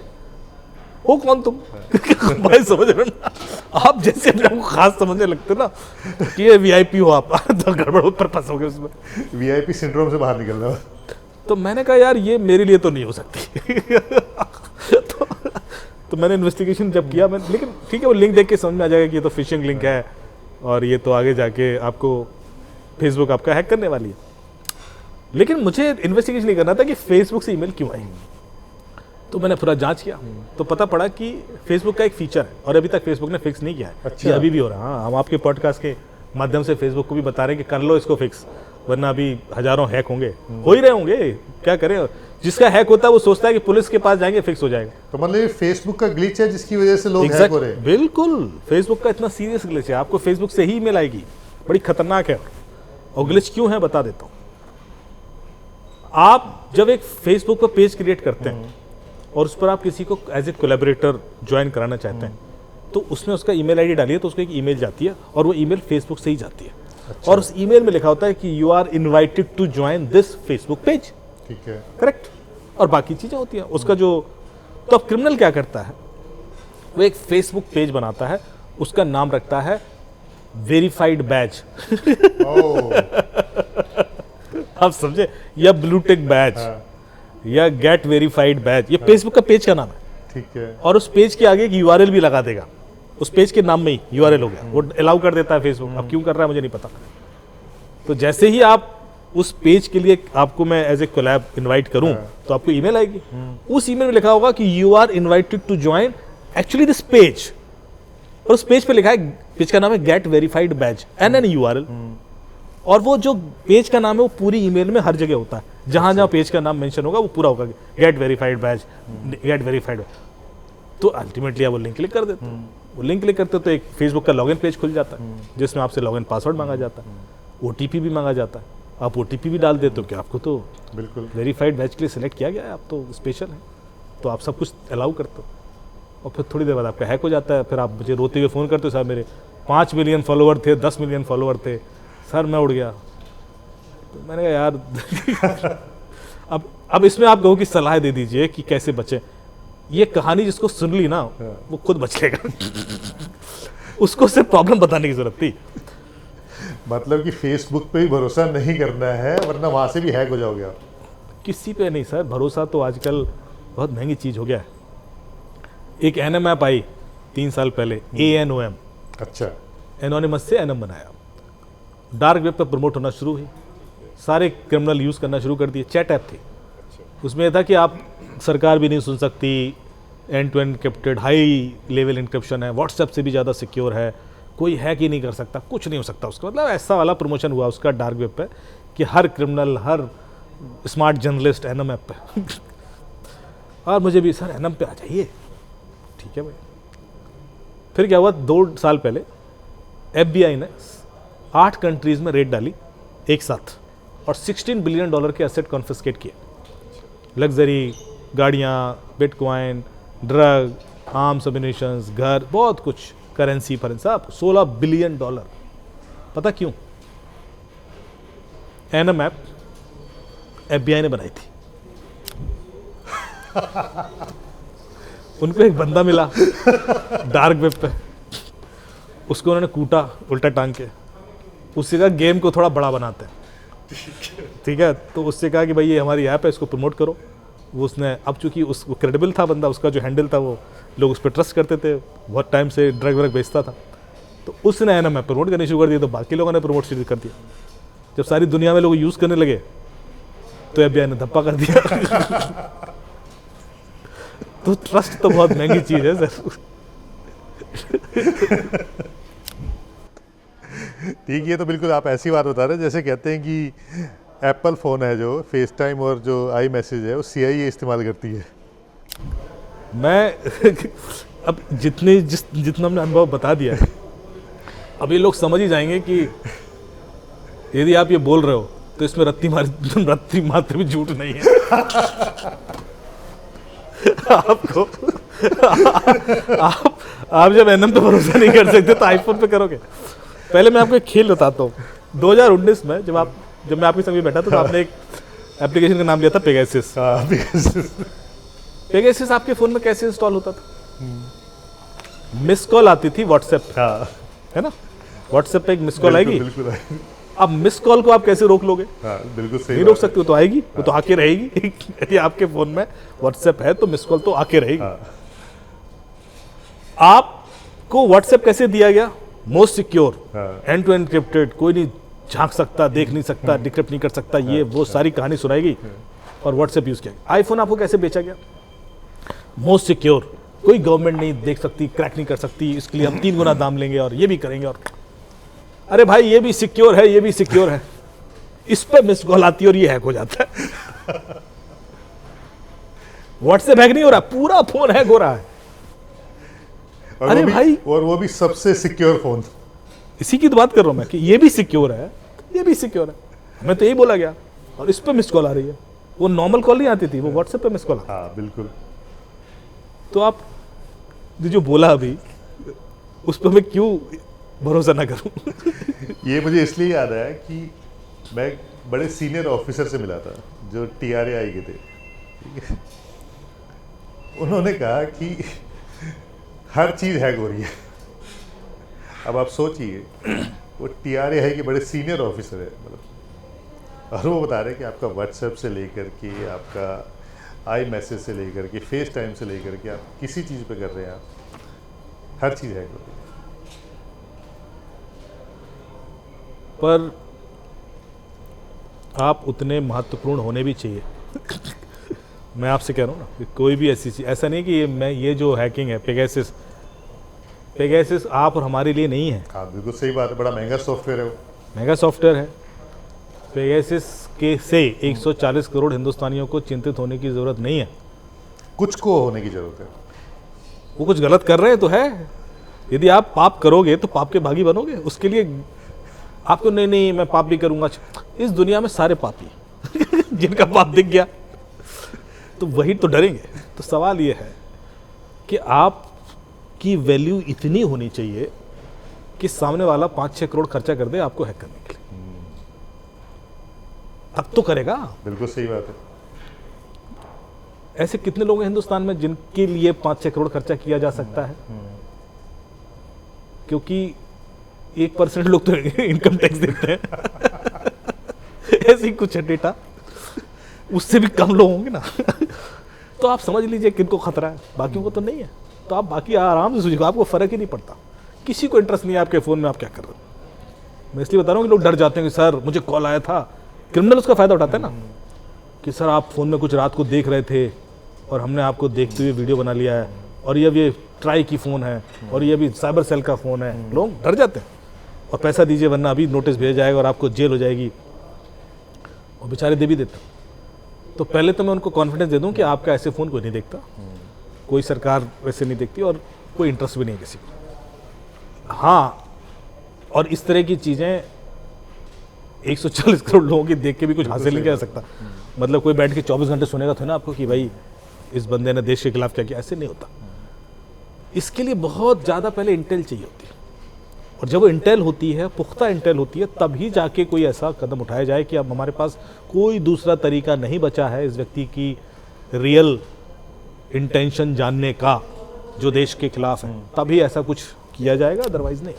चलिए, ये तो बात होगी पेगासस की। ये तो चलो कहते हैं ना बड़े एलीट क्लास, जिसको आप कोई करना ही चाहता है। लेकिन फ़ोन हैकिंग कितनी आसान है, कितनी मुश्किल है? और ये मैं 2 टर्म्स में आपसे पूछ रहा हूँ। एक है कैटेगरी आईफोन की। आईफोन कितना इजीली हैक हो सकता है आराम से, सॉफ्टवेयर अपडेट करते हैं या नहीं करते हैं तो उस कंडीशन में भी।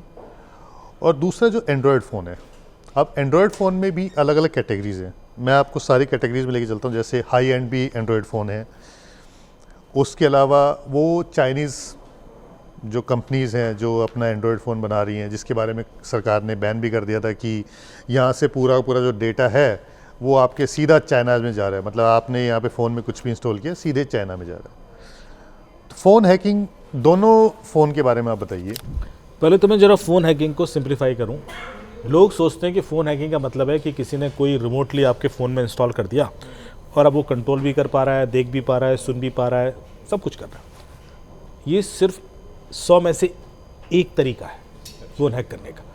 99 तरीके ऐसे हैं जो उसमें मैं फ़ोन में कुछ इंस्टॉल करूँगा ही नहीं, तब भी फ़ोन हैक कर सकता हूँ।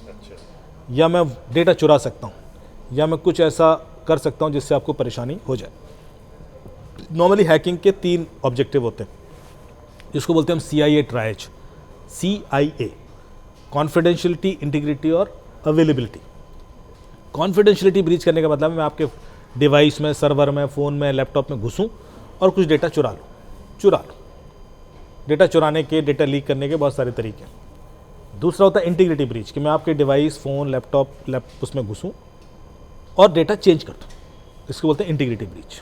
आपको पता नहीं है मैंने डेटा बदल दिया, अब आप भुगतोगे इसका। तीसरा होता है अवेलेबिलिटी ब्रीच, कि मैंने आप ही की डिवाइस आपके लिए अनअवेलेबल कर दी, आप ही की सर्वर, आपकी सर्विस, आपके कस्टमर यूज़र्स के लिए अनअवेलेबल कर दी, वेबसाइट डाउन कर दी। आप कर लो, IRCTC वेबसाइट डाउन, ये भी हैक है। तीनों के अलग अलग तरीके। फ़ोन हैक मैं फीचर फ़ोन भी कर सकता हूँ, जो सस्ते वाले कीपैड फ़ोन आते हैं ना, उससे भी मैं, उसमें भी 8-10 तरीके हैं मेरे पास जो ट्राई कर सकते हैं। अब चाहे एंड्रॉयड का कोई भी वर्जन हो, कोई फ़र्क नहीं पड़ता, एंड्रॉयड है तो वनरेबल है। अब आ जाते हैं आईफोन पे। आईफोन में कुछ चीज़ें काम नहीं करेंगी, पर 90% चीज़ें तो आईफोन में भी काम कर जाएंगी। 10-15% जो सिक्योरिटी एडिड एक्स्ट्रा है आईफोन की, वो ये है कि आईफोन में आप कुछ भी इंस्टॉल नहीं कर सकते, क्योंकि आईफोन ओपन सोर्स नहीं है, प्रोप्राइटरी है। जब तक कि एप्पल से साइंड नहीं होगी वो app, you may not be able to install. इतना आसान नहीं है आईफोन। तो आईफोन का वो लेयर सिक्योर है। जैसे हमारे यहाँ एपी के फ्रॉड होता है, अब एपी के फ्रॉड आईफोन पे एपी के फ्रॉड जैसा फ्रॉड नहीं हो सकता। एपी के फाइल आप एंड्रॉयड पे ही इंस्टॉल करवा सकते हो, पहली बात। और वो भी एंड्रॉयड में भी है, जब आप इंस्टॉल करने की कोशिश करते हैं तो आपको 3 वार्निंग आती हैं। पहले वार्निंग आई कि भैया अननोन सोर्सेज से ऐप है, कर रहे हो क्या आप, करना चाहते हो क्या आप, आर यू श्योर। तो जो कन्विंस्ड है मेंटली कि मुझे तो पैसे डबल करने ही है, या मुझे तो इस शादी में जाना ही है, शादी का कार्ड आता है एपी के, जिसने मुझे लुटना तो ही है basically। जिसने लुटना ही है, वो जाके वो अननोन सोर्सेज को भी इनेबल कर देता है। हाँ नहीं करूँगा मैं इनेबल। फिर उसमें दूसरा वार्निंग आती है कि भैया ये गूगल प्ले प्रोटेक्ट की वार्निंग है, मतलब आर यू श्योर कि तुम लुटना चाहते हो। हाँ अभी भी देख लो ये सेफ नहीं है। फिर रेड करके एक वार्निंग आएगी, वो सब इग्नोर करता है भाई, तब जाके इंस्टॉल होती है वो ऐप। अब तुम डिसाइड ही कर बैठे हो, तो मैं कितना भी आपको बताऊं वो नहीं समझे। सो ये आप समझ रहे हो कि ये ब्रेन हैकिंग ज़्यादा है डिवाइस हैकिंग का। मतलब हम इसको ये कह सकते हैं कि अगर हम दोनों कैटेगरी के फ़ोन में बात करें हम, तो आईफोन आपका फिर भी एक लेयर की सिक्योरिटी देता है एंड्रॉयड के मुकाबले। और उसमें भी जो एंड्रॉयड की जो हम बात कर रहे थे, जो पर मैं ये भी ऐड करना चाहूँगा कि भैया मैंने आपको बोला कि जितने भी डिजिटल अरेस्ट के केसेस हुए वो आईफोन में हुए, सारे हाथ में आईफोन। लेकिन अगर हम डिजिटल अरेस्ट की बात करें, और जो आप बात कर रहे हैं आईफोन की, उसमें हैकिंग तो नहीं हुई ना। तो वही तो मैं समझाना चाह रहा हूँ। वो तो ये हुआ ना कि मैंने आपको फ़ोन किया, मेरे पास आपका डेटा है, मैंने उस डेटा का इस्तेमाल करके, जो हम शुरुआत में डिस्कस कर रहे थे, 95 से आई थिंक 98% जो इंडिया में क्राइम हो रहा है उसमें हैकिंग हो ही नहीं रही है।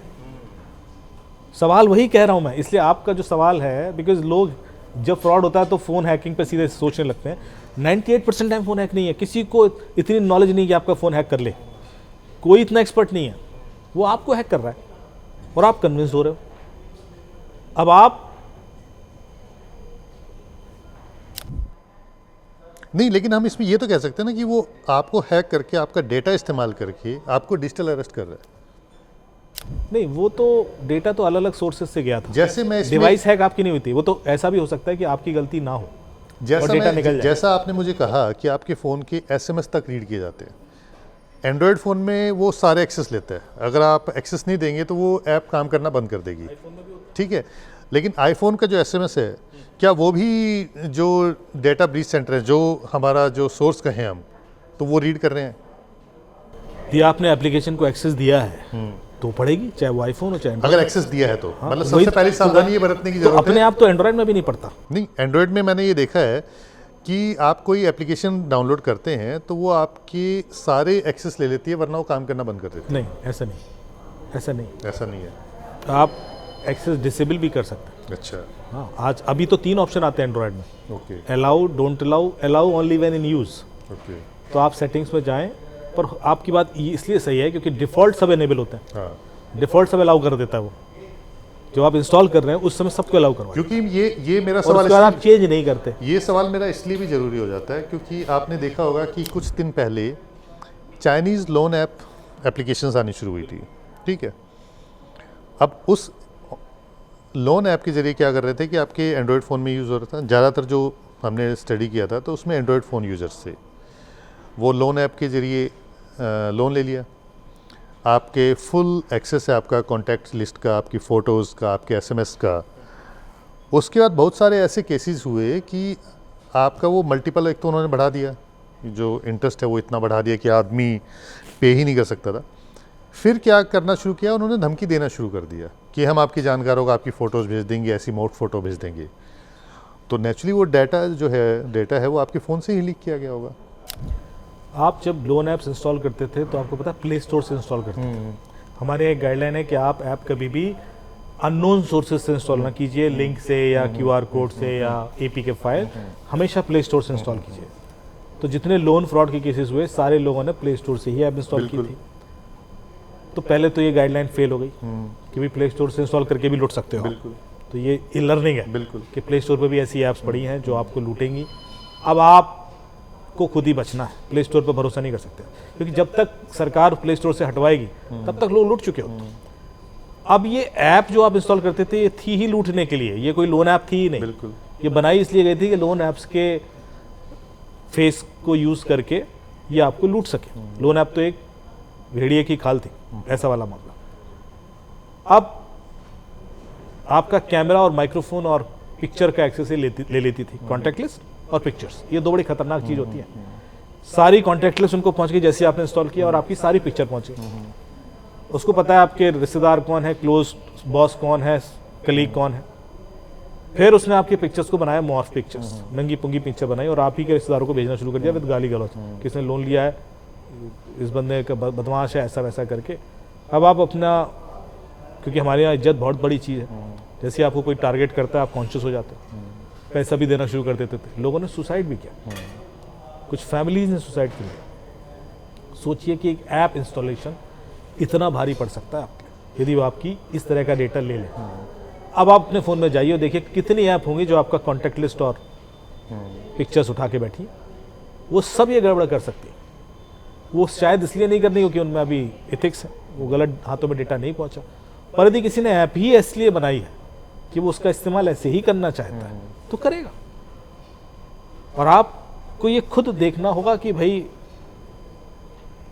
ये एक्सेस नहीं देना है। क्या फ़ोन आपके, अगर ये तो चलिए एप्लीकेशन की बात होगी, क्या फ़ोन आपकी सारी बातें सुन रहा है?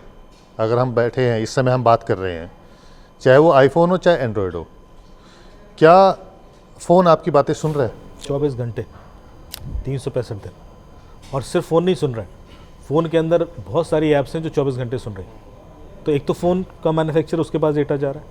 दूसरा, आप चाहो तो अभी टेस्ट कर लो, आप प्ले स्टोर में जाओ अपने फ़ोन के, वहाँ पर कोई भी एप्लीकेशन सर्च करो, फेसबुक, इंस्टाग्राम, और अंदर डेटा सेफ्टी का ऑप्शन आएगा, उसमें आएगा सी डिटेल्स करके ऑप्शन, वहाँ आप चेक कर लीजिए कि ये आपका क्या क्या डेटा ले रहा है। तो उसमें होगा कि मैं आपको 24 घंटे सुनता हूँ, ऑल वॉइसेस, साउंड रिकॉर्डिंग, यदि आप कॉल रिकॉर्ड करते हो तो वो भी ले लेता हूँ, एंड वॉइस नोट्स, यदि आप वॉइस नोट भेजते हो तो वो भी कॉपी कर लूँगा। आपके फाइनेंशियल रिकॉर्ड्स, आपके हेल्थ रिकॉर्ड्स, आप कितना सोफे पे बैठते हो, कितना सीढ़ियाँ चढ़ते हो, कितना दौड़ते हो, सब पता है मुझे। आपने किसको पैसे दिए, कब कैश निकाला, सब पता है मुझे। आपके contact list, pictures, videos, emails, SMS, सब पता है मुझे। आपके पॉलिटिकल बिलीफ भी मुझे पता है कि आपने वोट किसको दिया, आपने रिलीजियसली कितना आप हार्ड सॉफ्ट लिबरल है वो भी मुझे पता है, सेक्सुअल ओरिएंटेशन आपका क्या है वो भी मुझे पता है। तो आप देखते जाओ, देखो तो डेटा जा क्या रहा है। तो आवाज़ सुनना तो बहुत छोटी चीज़ है, जो वो डेटा बाकी है वो तो देख लो एक बार, फिर आप लगेगा यार ये तो खेल ही हो गया। हाँ तो हो गया। अब इसमें अधिकतर डेटा को तो आप रोक भी नहीं सकते, इसमें कोई ऐसा ऑप्शन ही नहीं होता कि आप डिसेबल कर लें। हाँ बिल्कुल नहीं होता, फेसबुक में नहीं है ऐसा कोई ऑप्शन जहाँ पे आप, तो इसलिए ये जो रिस्क है ये रहेगा। और इसके लिए मेरा पर्पज़ ये नहीं कि आप उसको यूज़ ना करें या ऐसा, मैं भी यूज़ करता हूँ, सारे एप्लीकेशन यूज़ करता हूँ। यूज़ ना करना सोल्यूशन नहीं है सर, क्योंकि मैं यूज़ नहीं करूँगा, सारी दुनिया कर रही, फिर तो मैं एलिनेटेड हो गया। तो वो तो सेफ्टी का पर्पज़ नहीं होना चाहिए। आपको यदि ये पता है कि ये क्या डेटा ले रहा है और फिर आप यूज़ कर रहे हो, तो फिर आपका कोई बाल भी बाका नहीं कर सकता। ये बहुत बड़ी स्टेटमेंट मैं बोल रहा हूँ। यदि आपको ये पता है कि ये एप्लीकेशन आपका ये डेटा ले रहा है, फिर आपका कोई बाल बाका नहीं कर सकता। पर आपको नहीं पता है तो फिर आप गए, क्योंकि आपको पता नहीं। आपको यदि पता है कि डोमिनोज का डेटा लीक हुआ है और आपको कल कॉल आ जाए कि जितेंद्र जी आपने 25 तारीख को पिज़्ज़ा खाया था, हाँ जी खाया था, ये पिज़्ज़ा था, हाँ यही वाला था, 1684 का बिल आया था, हाँ आया था सर, ये कोक भी मंगाई थी आपने, हाँ सब मंगाई थी, इस एड्रेस पर डिलीवर हुआ था, हाँ हुआ था। अरे सर आपकी तो लॉटरी लग गई, मॉरिशस की बधाई हो सर, अभी मैं एक ऐप भेज रहा हूँ सर, आपको बोर्डिंग पास अभी आ जाएंगे सर, और आपका पेपर वर्क करना है सर।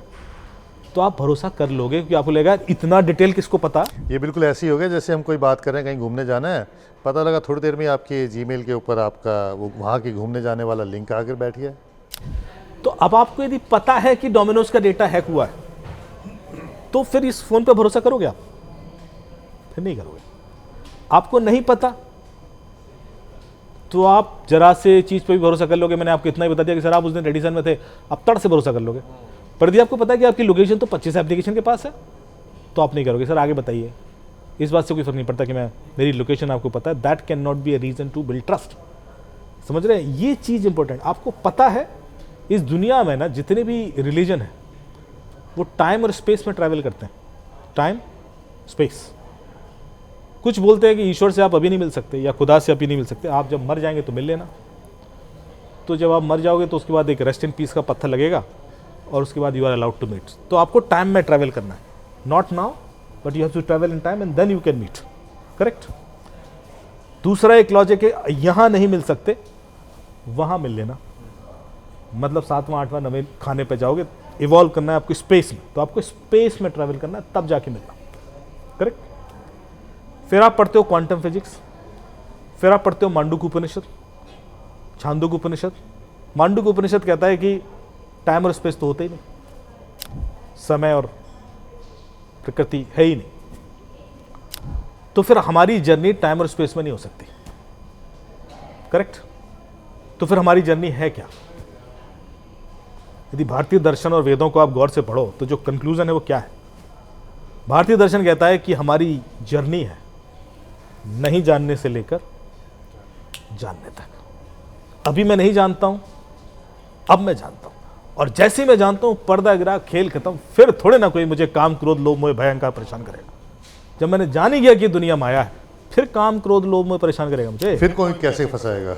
आप जैसी जान जाते हो ना, फिर साइबर क्राइम थोड़े ना होगा आपके साथ। एक वीडियो देखा होगा आपने, एक लड़की का वीडियो आता है मीम्स, उसको डिजिटल अरेस्ट का अटेम्प्ट हुआ। उससे पूछा आप फिजिकल अरेस्ट हो जाओ या डिजिटल अरेस्ट हो जाओ? उसने कहा फिजिकली कर लो आके।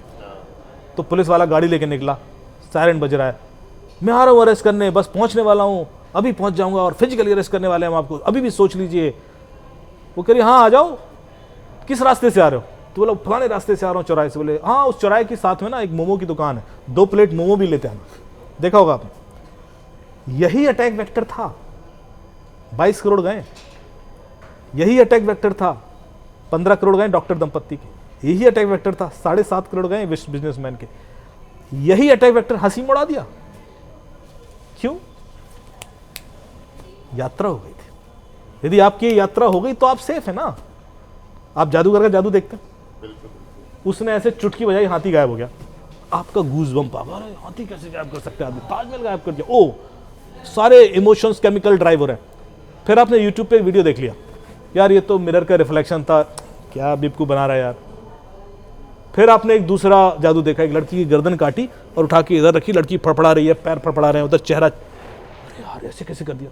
फिर आपने एक यूट्यूब पे वीडियो देख लिया, ये तो 2 लड़कियां थी, वो तो मशीन वो ऐसे बनाया गया था कि इल्यूजन क्रिएट हुआ। क्या बेवकूफ है यार। अब आपको वो ड्राइव करेगा। अब वो जादू दोबारा देखोगे तो क्या फिर थ्रिल और गूज़बम्प आएंगे? नहीं आएंगे। यात्रा हो गई है। यही यात्रा करवानी है इस पॉडकास्ट के थ्रू। यदि आपकी यात्रा हो गई, फिर आप सेफ हैं, फिर आपको कोई सेटिंग नहीं करनी, कुछ नहीं करना, बस आपको जानना है। जान यदि आपने सुन लिया, गारंटी दे रहे हैं, यदि आपने 1 घंटे बैठ के सुन लिया, फिर आपका कोई कुछ नहीं कर पाएगा, क्योंकि अब आपके अंदर 6th सेंस डेवलप हो जाएगी, जो मैं चाह रहा हूं डेवलप। सेटिंग्स तो मैं बहुत करा सकता हूं, पर वो आज 15 सेटिंग है, कल 16वीं होगी, 18वीं, फिर वो बदलती रहेंगी। 12 तरीके OTP चुराने के बताए मैंने पॉडकास्ट में। पिछले 2 हफ्ते में 2 और आ गए। अब 14 हो चुके हैं। अभी नागपुर वाला मैंने एक नया बताया आपको। तो आप देख रहे हैं हर दिन तो बदल रहा है। मैं आपको, और ये तो कहा भी जाता है कि जो क्रिमिनल्स हैं तो 1 स्टेप अहेड, वो 1 कदम आगे चलते हैं आपके पहले। उनका तो सर्वाइवल उस पर है ना सर। यदि वो इनोवेट नहीं करेंगे तो खत्म हो जाएंगे। तो आपको लोगों को डराना नहीं है, आपको लोगों को जागृत करना बस। मतलब कि अब जाग मेरा जाइए। पर्पज़ ये नहीं कि लोग ये यूज़ करना बंद कर दें, वो अरे सब करो यूज़। इस दुनिया में हो तो सब करके जाओ, पुलिस पकड़ने लेकिन आएगी ये तो जान घर पे के आएगी। करना फिर मैं बता रहा हूँ अभी स्पिरिचुअली, जब भगवत गीता में भगवान कहते हैं कि दुनिया एक माया है, तो ये थोड़ा ना कहते हैं कि जाओ साधु बन जाओ, धूमनी रमाओ, अब क्या फ़ायदा, अब तो माया ही है। वो कहते हैं ना ना ना, जियो, युद्ध भी जीतो, ऐश भी करो, भोगो, पर सब कुछ ये सोच के करना कि तुम नहीं कर रहे हो, तुम सिर्फ देख रहे हो, साक्षी भाव से करना, क्योंकि तुम जितेंद्र शर्मा नहीं हो, तुम इसके बियॉन्ड कुछ हो। ये तो जितेंद्र शर्मा कर रहे हैं। यदि इस भाव से करोगे तो आनंद अलग आएगा, फ्री हो गए और फंसोगे नहीं, फंसोगे नहीं ना। जैसे आप मैं में आते हो तब फंसना शुरू होते हो, क्योंकि सब कुछ मैं का है। आप मेरी गलतियां देख सकते हैं, मैं आपकी गलतियां देख सकता हूं, मैं अपनी गलतियां तब तक नहीं देख सकता जब तक मैं अपने आप को साक्षी भाव से नहीं देखता। जब कोई क्राइम होता है ना, 2 मिनट बाद लोगों को पता पड़ जाता है, अरे यार गलती कर दी यार, ये QR कोड, अरे यार मैं कैसे बेवकूफ बन गया, अरे यार ये। तो मैंने कहा 2 मिनट पहले क्यों नहीं पता पड़ रहा था? क्योंकि 2 मिनट बाद उस व्यक्ति ने अपने आप को साक्षी भाव से देखा। 2 मिनट पहले तो वो डेटा के इन्फ्लुएंस में था। इतना ही अंतर होता। एक बात बताइए, जितनी आप डूज एंड डोंट्स पे बात करते हैं, कौन कौन सी ऐप सुरक्षित है, कौन कौन सी ऐप सुरक्षित नहीं है? जैसे कि अगर हम बात करें चैटिंग की बात करें, तो कौन कौन सी ऐप सुरक्षित है जिसको आदमी को इस्तेमाल करना चाहिए और जिसको नहीं करना चाहिए? सुरक्षित इन व्हाट सेंस? जो आपके डाटा का गलत इस्तेमाल कर सकती हैं और जहाँ पे जाके आप फंस सकते हैं। जैसे कि अगर हम बात करें, व्हाट्सएप हैक हो सकता है, एक अलग चीज़ है, लेकिन टेलीग्राम के ऊपर आपके साइबर क्रिमिनल्स ज़्यादा हैं।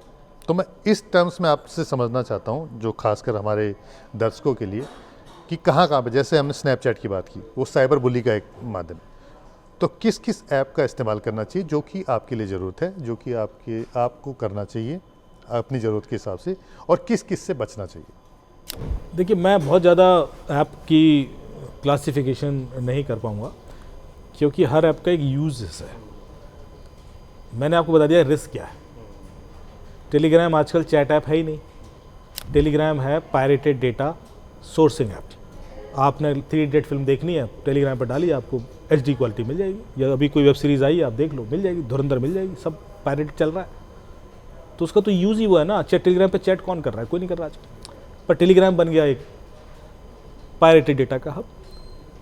इसी तरह आप हर चीज़ को जो यूज़ कर रहा है उसका पर्पज़ है कुछ, अदरवाइज चैट तो वो व्हाट्सएप पे बड़े आराम से कर सकता है, उससे कोई दिक्कत नहीं है। सो माई पॉइंट इज़ कि इफ़ यू नो दैट, तो आपको अच्छा बुरा पता है। मैं बोलूँ कि नहीं आप टेलीग्राम यूज़ ना करो या डिस्कॉर्ड यूज़ ना करो, उससे कुछ नहीं होने वाला, क्योंकि उसको जिस दिन वो पर्पज़ उसका वो होगा वो करेगा, करेक्ट। एंड यूज़ सब करो, पर ये जान लो रिस्क क्या है, तो आप सेफ हो। आप उस बहाव में बह गए ना, तो फिर आप फंस गए। लेकिन उसमें कैसे बचे? मान लो जो हम बात कर रहे हैं कि आपका फ़ोन भी सुन रहा है, आपके घर में आपने कमरे में टीवी लगा रखा है, वो भी सुन रहा है, वो भी सुन रहा है, वाईफाई है, वाईफाई के थ्रू आपका पता है उसको, हाँ उसको सब पता है। आदमी, तभी तो कह रहा हूँ मैं हर जगह तो रोक नहीं पाऊंगा, तो मैं आपसे कहूँ नहीं यहाँ रुक जाइए। जैसे एक गिबली पे एक ट्रेंड आया कि साड़ी में फ़ोटो आ जाएगी, 4 दिन टेलीविज़न पर डिस्कशन चला कि नहीं नहीं ये मत कीजिए यूज़, ये मत कीजिए। फिर उन्होंने मुझे बुला लिया एक टीवी डिबेट में, मैंने कहा बहुत यूज़ कीजिए, अच्छे से यूज़ कीजिए। सारे लोग अपनी साड़ियों पर, क्यों? मैंने कहा तुमने अपनी 1500 पिक्चर्स इंस्टाग्राम पर डाल रखी हैं, वहाँ से लीक नहीं होंगी, गिबली में एक डालोगे तो हो जाएगी। तो ये क्या सोच है भाई? आपको ये पता है कि क्या इसका रिस्क है, तो वो जानते हुए कर लो। पर इसमें जो, क्योंकि अब AI आ गया है, ये बड़ा चैलेंजिंग टाइप हो गया। क्योंकि अभी तक जैसे हम बात करें, अगर हम साइबर क्राइम की बात करें, मैं आपसे स्टार्ट करते हैं हम कि मोबाइल फ़ोन आदमी इस्तेमाल करता था, अचानक से आपका सिम बंद हो जाता था, बैंक से आपका पैसा ट्रांसफ़र हुआ, आपको पता ही नहीं मोबाइल क्यों बंद हो गया आपको, तो जा कर के किसी और के नाम एक्टिवेट हो गया और सब कर लिया। वहाँ से आपके डॉलर स्कैम हुआ करता था, निगरोज जो फ़ोन किया करते थे कि पैसा भेज रहा हूँ, कस्टम में फंसा हुआ है। वहाँ से फिर आपका आ गया कि आपके मोबाइल से ही आपका UPI के थ्रू पैसा निकलने लग गया। ये करते करते जो है अब तो AI का ज़माना आ गया, डीप फेक का, मतलब आप असली नकली में पहचान ही नहीं कर सकते। तो इस सिनेरियो में कैसे बचा जाए? क्या सावधानी बरती पहचान करके आपको असली नकली में पहचान करना सीखना होगा। मैं AI से पहले जो अभी बाकी मोडस ऑपरेंडीज हैं उनके लिए एक टूल सजेस्ट करता हूँ, फिर मैं AI वाले सिनेरियोज पे आता हूँ। एक ऐप सजेस्ट मैं कर सकता हूँ, मोबी आर्मर करके एक ऐप है, MOBI ARMOUR। इसकी वेबसाइट है armour.mobi, armor.mobi, और ऐप का नाम है मोबी आर्मर। ये प्ले स्टोर पर भी है, ऐप स्टोर पर भी है। इसमें 6 ऐसे फीचर हैं जो आपको इस तरह के फ्रॉड से बचा सकते हैं। पहला क्या है? QR code security check. आज की डेट में आप QR कोड बहुत तरीके से इस्तेमाल करते हैं। किसी के पास गए, विजिटिंग कार्ड QR कोड है सर, शादी का card QR code, birthday card QR code, boarding pass QR code, advertisement तो QR कोड है ही, होटल का मेनू कार्ड QR कोड, वो वाईफाई QR कोड, आप घिरे पड़े हो QR कोड से, और पेमेंट तो है ही। आपने एक गलत QR कोड स्कैन किया कि ये फ्री वाईफाई मिल रहा था, और पता पड़ा डेटा निकल गया, पैसे निकल गए, कैमरा का एक्सेस दे दिया। तो आप पहले मोबी आर्मर से स्कैन कर लें, ये QR कोड सेफ है नहीं है, वो उसको एक सैंडबॉक्सिंग इन्वायरमेंट में ले जाएगा, वहाँ रन करेगा, आपको एक रिपोर्ट बना के दे देगा कि ये सेफ है अनसेफ है, तभी आप उसको इस्तेमाल करें। दूसरा होता है लिंक फ्रॉड। आपने गूगल पर सर्च किया कि मुझे दिलजीत दोसांझ के शो का टिकट चाहिए, आपको ऊपर 4 लिंक आ गई, आपने पेमेंट कर दिया, वो फर्जी टिकट था, वो तो टिकट था ही नहीं। केदारनाथ का हेलीकॉप्टर बुक करना है, आपने गूगल पर सर्च किया, अयोध्या में होटल बुक करना है, कुंभ में टेंट बुक करना है, उड़ीसा में होटल बुक करना है, सिंगापुर में क्रूज़ बुक करना है। लोग लुटते हैं, ऑनलाइन सर्च करते हैं, जो लिंक आई उस पर ट्रस्ट करके, या आपको लिंक आ ही गया कि RTO का चालान है, पे करो, ये लिंक है। अब आपको डाउट है कि पे करते हैं तो फंसते हैं, नहीं करते तो फंसते हैं, फर्जी हुआ तो। पहले गाइडलाइन आती थी कि HTTPS हो तो ही करिए HTTP। आजकल सारी HTTPS ही होती है, कोई क्रिमिनल अब HTTP लिंक नहीं बनाता। सरकारी वेबसाइट मिल जाएंगी HTTP, क्रिमिनल की नहीं मिलेगी कभी भी। वो तो ईमेल भी फेसबुक से ही भेज रहा है, आप देखिए, दे आर सच, वो अब वो फिशिंग वाला मामला नहीं रहा, अब बहुत स्ट्रांग हो गया। तो उनको पता है कि हर आदमी एक बेसिक लेवल पर अवेयर है। तो आपको कोई यदि ऐसी लिंक पर पेमेंट करना ही है तो आप पहले मोबी आर्मर से स्कैन कर लें, वो बता देगा कि link China, Turkey, Pakistan, Iran कहाँ होस्टेड है, और ये इसमें कितने दिन पुरानी है, 2 दिन पुरानी, 4 दिन पुरानी, 2 हफ्ते पुरानी, और इसमें हम पेमेंट कर सकते हैं या नहीं, इसमें कोई मेलवेयर तो नहीं। It will give you detailed report. Once it gives a clarification, clear chit, तभी आप पेमेंट करें, वरना ना करें। फिर है ऐप स्कैनिंग। इसमें आप अपना फ़ोन बच्चे को दे दिए, 5 मिनट में 5 एप्लीकेशन इंस्टॉल कर दी उसने। अब उसमें से कोई एप्लीकेशन OTP चुरा के बाहर भेज रही है, पैसे निकल गए। फिर आपने कहा साहब हमने तो कोई गलती नहीं की, पैसे निकल गए, बट यू इंस्टॉल्ड समथिंग। तो आपके फ़ोन में कोई ऐसी एप्लीकेशन तो नहीं है जो लोन ऐप्स टाइप फ्रॉड कर सकती है, स्क्रीन शेयर कर सकती है, OTP चुरा सकती है, वो वार्न कर देगा आपको। तो वो रेड में अलग आएंगी, उनको अनइंस्टॉल कर लो, उनको फोन में मत रखो। जो ऑरेंज है उसमें बता देगा कि ये रिस्क है पर ये रख सकते हैं, और ग्रीन वाली सेफ है। फिर उसमें वाईफाई सिक्योरिटी चेक कर सकते हैं, आप कोई पब्लिक वाईफाई इस्तेमाल करता ही है आपको, तो पहले उससे चेक कर लो, बता देगा कि किसी ने हैक तो नहीं कर रखा है। और यदि किसी ने हैक कर रखा है तो उस हैकर का IP भी दे देगा कि ये हैकर है, इसका IP है, आप उसको पकड़ सकते हैं क्योंकि वो आसपास ही होगा। फिर उसमें आप ये भी देख सकते हैं कि आपका डेटा लीक डेटा बेसिस में कहाँ कहाँ पड़ा हुआ है, आपके बैंक अकाउंट डिटेल, आधार कार्ड, पासवर्ड, आपके आधार जो भी पासपोर्ट, तो आपको पता रहता है कि हाँ साहब ये डेटा तो लीक्ड है, इसका मिसयूज़ हो सकता है, and many other things which will help you. So ये एक ऐप है जो इसलिए मैं बता रहा हूँ होलिस्टिक है। If you have this in your phone it can do many things proactively. पर अब आते हैं AI कि AI से फ्रॉड हो क्या रहे। कॉल आ जाता है, आपका बच्चा हमारे पुलिस की पकड़ में है, उसने रेप किया है, उसने ड्रग के संग पकड़ा है, मार रहे हैं उसको, ये लो बात कर लो। बच्चे की आवाज़ में आपको रोते हुए आवाज़ आ जाएगी, पैसा दीजिए तो छोड़ देते हैं, पैसा दे देते हैं लोग। अब आपको कैसे पता कि ये माने न माने, क्या करें? इस तरह के फ्रॉड होते हैं। आप वीडियोज़ आ जाते हैं, निर्मला सीतारमण जी का आया था अभी विजिट से पहले, ऑनरेबल फाइनेंस मिनिस्टर, कि अब 5 सरकार की एक स्कीम है, 5,000 दीजिए, 50,000 बना लीजिए, 1 लाख बना लीजिए, जो भी है। लोगों ने विश्वास करके डाल दिया। वो AI वीडियो था, अपने अंबानी जी से लेकर अदानी तक सबके वीडियोस बने घूम रहे हैं। सचिन तेंदुलकर का घूम रहा है, विराट कोहली का, इन्वेस्टमेंट फ्रॉड के नाम पे चलते हैं। तो एक कॉमन सेंस तो रखिए कि कोई भी चीज़ जो बहुत lucrative, too good to be true है, तो एकदम से ट्रैप नहीं हो, एकदम से निर्णय नहीं लेना है। एक जांच तो कर सकते हो ना आप। जो एकदम से भरोसा जगाए उस पर मतलब हाँ कि यार ये कैसे हो सकता है कि 5,000 सीधे 50,000 हो जाएगा या 5 लाख हो जाएगा, कुछ भी कमिटमेंट होता है, या ये इन्वेस्टमेंट कीजिए, वो किसी का भी फेस है, वो किसी की भी आवाज़ है, उससे एक कॉमन सेंस वेरिफिकेशन तो चाहिए कि भाई ये इतना आसानी होता तो सारी दुनिया ही कमा लेती। फिर ये आप ही को वीडियो भेजा गया है सिर्फ। तो ये चीज़ थोड़ा सा एक बिल्ट होना एक बहुत ज़रूरी है, क्योंकि अभी एआई सिर्फ इतना इस्तेमाल हो रहा है कि एक वीडियो आ रहा है, कल पूरी दुनिया बना देगा आपके अराउंड, आपके 10 दोस्त क्रिएट करेगा, और ये एक दिन का प्रोसेस नहीं होगा, ये 6-8 महीने चलेगा, लूटा जाएगा आपको 8वें महीने में। अब आप फंस जाओगे, यार इतने दिन से मैं बेवकूफ़ बन रहा था, ये सब लोग थे ही नहीं। वो पहले एक लड़की बन के दोस्ती करेगा, उसको आपको लूटना नहीं है उस समय सिर्फ आप दोस्ती करें। अच्छी लड़की, वो वीडियो कॉल कर रही है, ये कर रही है, आप दोस्त हो उसके, फिर एक और दोस्त बन जाएगा, फिर एक और दोस्त बन जाएगा, ऐसे पूरी दुनिया बन जाएगी। ये इसकी बुराई करेगा, ये उसकी चुगली करेगा, वो आपको ऐसे फंसा लेगा आप, क्योंकि आपका दिमाग वैसे ही चलता है ना। आप बिग बॉस देखना पसंद करते हो, वो बिग बॉस कराएगा आपके आसपास। अब आपके इतने दोस्त बन गए, उसमें से फिर एक दिन ही लड़की फंसेगी, वो रिक्वेस्ट करेगी कुछ और आप कर दोगे, वो होगा 8वां महीना।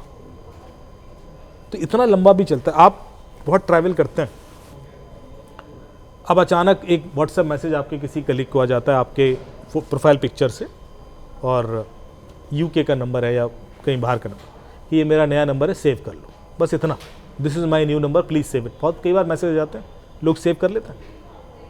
उस दिन कुछ नहीं होगा, उस दिन आप सिर्फ सेव कर लोगे, हो सकता है सर ने नया नंबर ले लिया हो, कर लेते हैं। 4-6 महीने, 4 हफ्ते या 5 हफ्ते बाद जब आप ट्रैवल कर रहे हो, उस कलीग को एक मैसेज आएगा उसी नंबर से कि यार मैं अभी यहाँ हूँ हैदराबाद में, लखनऊ में, आप एक क्लाइंट को ज़रा एक गिफ्ट देना है, ज़रा एक 50,000 के गिफ्ट कार्ड खरीद के भेजना, 1 लाख के गिफ्ट कार्ड भेजना। उसको लगेगा यार मेरे पास सेव्ड नंबर तो सर का ही नंबर है, इसमें डाउट क्या करना, वो एक्शन ले लेगा। 10 में से 4 लोग ले ही लेंगे, लूट गए। तो आप देख रहे हो कि वो ज़रूरी नहीं कि वो आज ही लूटने के लिए स्टार्ट हुआ है खेल, वो आज, हाँ वो आज खेल स्टार्ट हुआ है, लूटे जाओगे। और ये एआई से बहुत आसान हो सकता है और स्केल हो सकता है, लाखों लोगों के संग कर सकते हो आप पैरेलली, क्योंकि ह्यूमन इन्वॉल्वमेंट है ही नहीं। सो इस तरह के अटैक बढ़ेंगे एआई। मेरा आखिरी सवाल है कि अब जब इस तरह से है तो किन लोगों को सबसे ज़्यादा सावधान रहने की ज़रूरत है, क्योंकि ये जो साइबर क्रिमिनल्स हैं इनके सबसे इजी टारगेट्स कौन होते हैं? फिर भी कोई किसी भी एज ग्रुप का, किसी भी एज ग्रुप के हिसाब से अटैक वेक्टर बदलता है, पर वो लूटते सबको हैं। यदि आप 20 साल 25 साल के हो तो आपको जॉब का लालच देंगे, यूट्यूब लाइक करके पैसे कमाइए, थाईलैंड बुला लेंगे, या आपको कमेंट करोगे तो पैसे बना लो, ब्लू टिक, इस तरह के फॉलोअर बढ़वा लो। ये सब उस एज ग्रुप के लोगों का खेल। 25 से 45-50 साल के आप हैं तो उनको पता है इसके अकाउंट में लाख हो सकते हैं, करोड़ों बनाने इसको, तो इन्वेस्टमेंट फ्रॉड करेंगे आपके साथ कि ये शेयर ट्रेडिंग में कर दो, ये हाँ इन्वेस्टमेंट कीजिए, देखिए इसने बना लिया। आप 50 से ऊपर हो तो फिर डिजिटल अरेस्ट करेंगे, क्योंकि उसको पता है इसने इज्जत कमा ली है, अब इज्जत के लिए कुछ भी करेगा आदमी। सेक्सटॉर्शन, वीडियो कॉल करके वो नंगी लड़की दिखा के वीडियो बना लिया, वो सब होगा। तो आप किस एज ग्रुप में हो उस हिसाब से आपको टारगेट किया जाएगा। सबसे ज़्यादा डेफिनेटली 50 साल से ऊपर वाले लोग टारगेटेड है। क्यों? क्योंकि वहाँ टिकट साइज ज़्यादा है। आप 25 साल के बंदे से 50 लाख नहीं लूट सकते, क्योंकि उसके अकाउंट में होगा ही नहीं, सब कुछ बेच के भी नहीं दे पाएगा। आप ये अमाउंट 50 साल वाले से ही लूट सकते हो। तो इसलिए 50 साल के जो ऊपर है वो सबसे ज़्यादा उनको कॉल भी आएंगे, क्योंकि वहाँ पर उस एफर्ट का रिटर्न अच्छा। बट टारगेटेड तो सारे हैं, मतलब सबके पास अपना अपना लालच भेजा जाएगा, जो उस लालच में फंस गया उल्ट गया। लालच भी नहीं कहूँगा मैं, कई बार सर आप लालची नहीं होते हो। डिजिटल अरेस्ट में कोई लालच नहीं था, इज्जत का डर है, इसमें लालच क्या है? भाई कोई अरेस्ट कर रहा है, कुछ कर, आपकी नॉलेज ही नहीं है, अवेयर नहीं हो, आपको ये यात्रा ही नहीं हुई आपकी, तो फंस गए हो। तो इसमें कोई गलती, मैं ये नहीं कहता कि अभी कह रहा हूँ कि विक्टिम बनने के बाद बेचारा शर्माते घूमता है, वो उसको लगता है कि मैंने बहुत बड़ी बेवकूफ़ी कर दी। It's not that. मैं ये नहीं चाहता कि लोग ऐसा फील करें। कई बार मुझे ऐसा लगता है कि मेरे सामने कोई ऐसा अटैक वेक्टर आया जो मुझे नहीं पता है, तो मैं ही फंस सकता हूँ।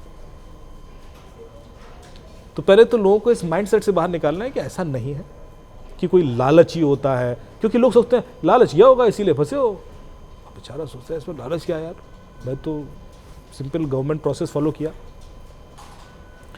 या आप डर गए होगे, उनको टैबू मत बनने दो। लालच इतना भी नहीं होता। सर अब किसी को कैशबैक के लिए कॉल आ रहा है, इसमें क्या लालच है? 15,000 का लालच है, उसको लग रहा है कि यार ये मेरा हक है यार, इट्स लाइक दैट। तो not every time is greed होता है, 15-20% टाइम तो ग्रीड होता ही, जो कि पैसा डबल हो गया, ट्रिपल हो गया, ये तो सब ग्रीड है। बट 70% 80% टाइम ग्रीड नहीं है। आपको कॉल आ गया, अरे आपके पापा ने कहा था कि रेंट ट्रांसफ़र करना है, वो रेंट आपको भेजना है, तो ज़रा रेंट ले लीजिए, तो मैं आपको लिंक भेजता हूँ, आप रेंट लीजिए। फंस गया आदमी। अरे सर वो आपका इंश्योरेंस का डिविडेंड पड़ा हुआ है 45 लाख, क्लेम कर लीजिए। फंस गया आदमी, उसमें कोई लालच नहीं था, उसको लगा यार इंश्योरेंस कंपनी से कॉल आ रहा है। सो अधिकतर इस तरह के मैटर। अगर कोई इस तरह के ट्रैप में फंस जाता है तो उससे सबसे पहले कहाँ जाना चाहिए? ऑफ कोर्स पुलिस तो है ही है, लेकिन अगर किसी का पैसा निकल जाता है देखिए तो फाइनेंशियल क्या-क्या फ्रॉड उसके में पास- तो सिंपल सा प्रोसेस है। 1930 पर कॉल करें, गृह मंत्रालय का हेल्पलाइन है, उसमें जहाँ भी पैसा गया उसको फ्रीज करा दें। उसके पास 24/7 पावर है, वो इमीडिएटली अकाउंट फ्रीज हो जाएगा। अकाउंट फ्रीज हो गया तो क्रिमिनल उससे पैसे नहीं निकाल पाएगा, ट्रांसफ़र नहीं कर पाएगा और आपके पैसे वापस आ जाएंगे। कितना पैसा उस समय फ्रीज हुआ है जब आपने कॉल किया, क्योंकि 1 घंटे बाद कॉल किया, 2 घंटे बाद क्राइम के, या 2 दिन बाद, उस पर डिपेंड करता है। दूसरा, आप www.cybercrime.gov.in पर जाएं, गृह मंत्रालय की पोर्टल है, इस पर सारी डिटेल डाल दें और तुरंत अपनी कंप्लेन कर दें। ये कर देंगे तो 1930 को एक्शन लेना आसान होगा, क्योंकि वो वर्बली आपसे सब पूछेगा, थोड़ा टाइम लगता है। तो पहले पोर्टल पर कंप्लेंट डाल दी, सारे ट्रांजेक्शन आई डाल दिए और 1930 को बता दिया कि मैंने कंप्लेन तो ऑलरेडी कर दी है, ये एक्नॉलेजमेंट नंबर है, अकाउंट फ्रीज करा दीजिए, वो करा देंगे। तीसरा, अपने बैंक को लिख दें एक ईमेल कि ये अकाउंट फ्रॉडलेंटली पैसा निकला है यहाँ से, तुरंत इस पर एक्शन लिया जाए। So bank will investigate. ये 3 काम कर लीजिए तो पैसा वापस आएगा।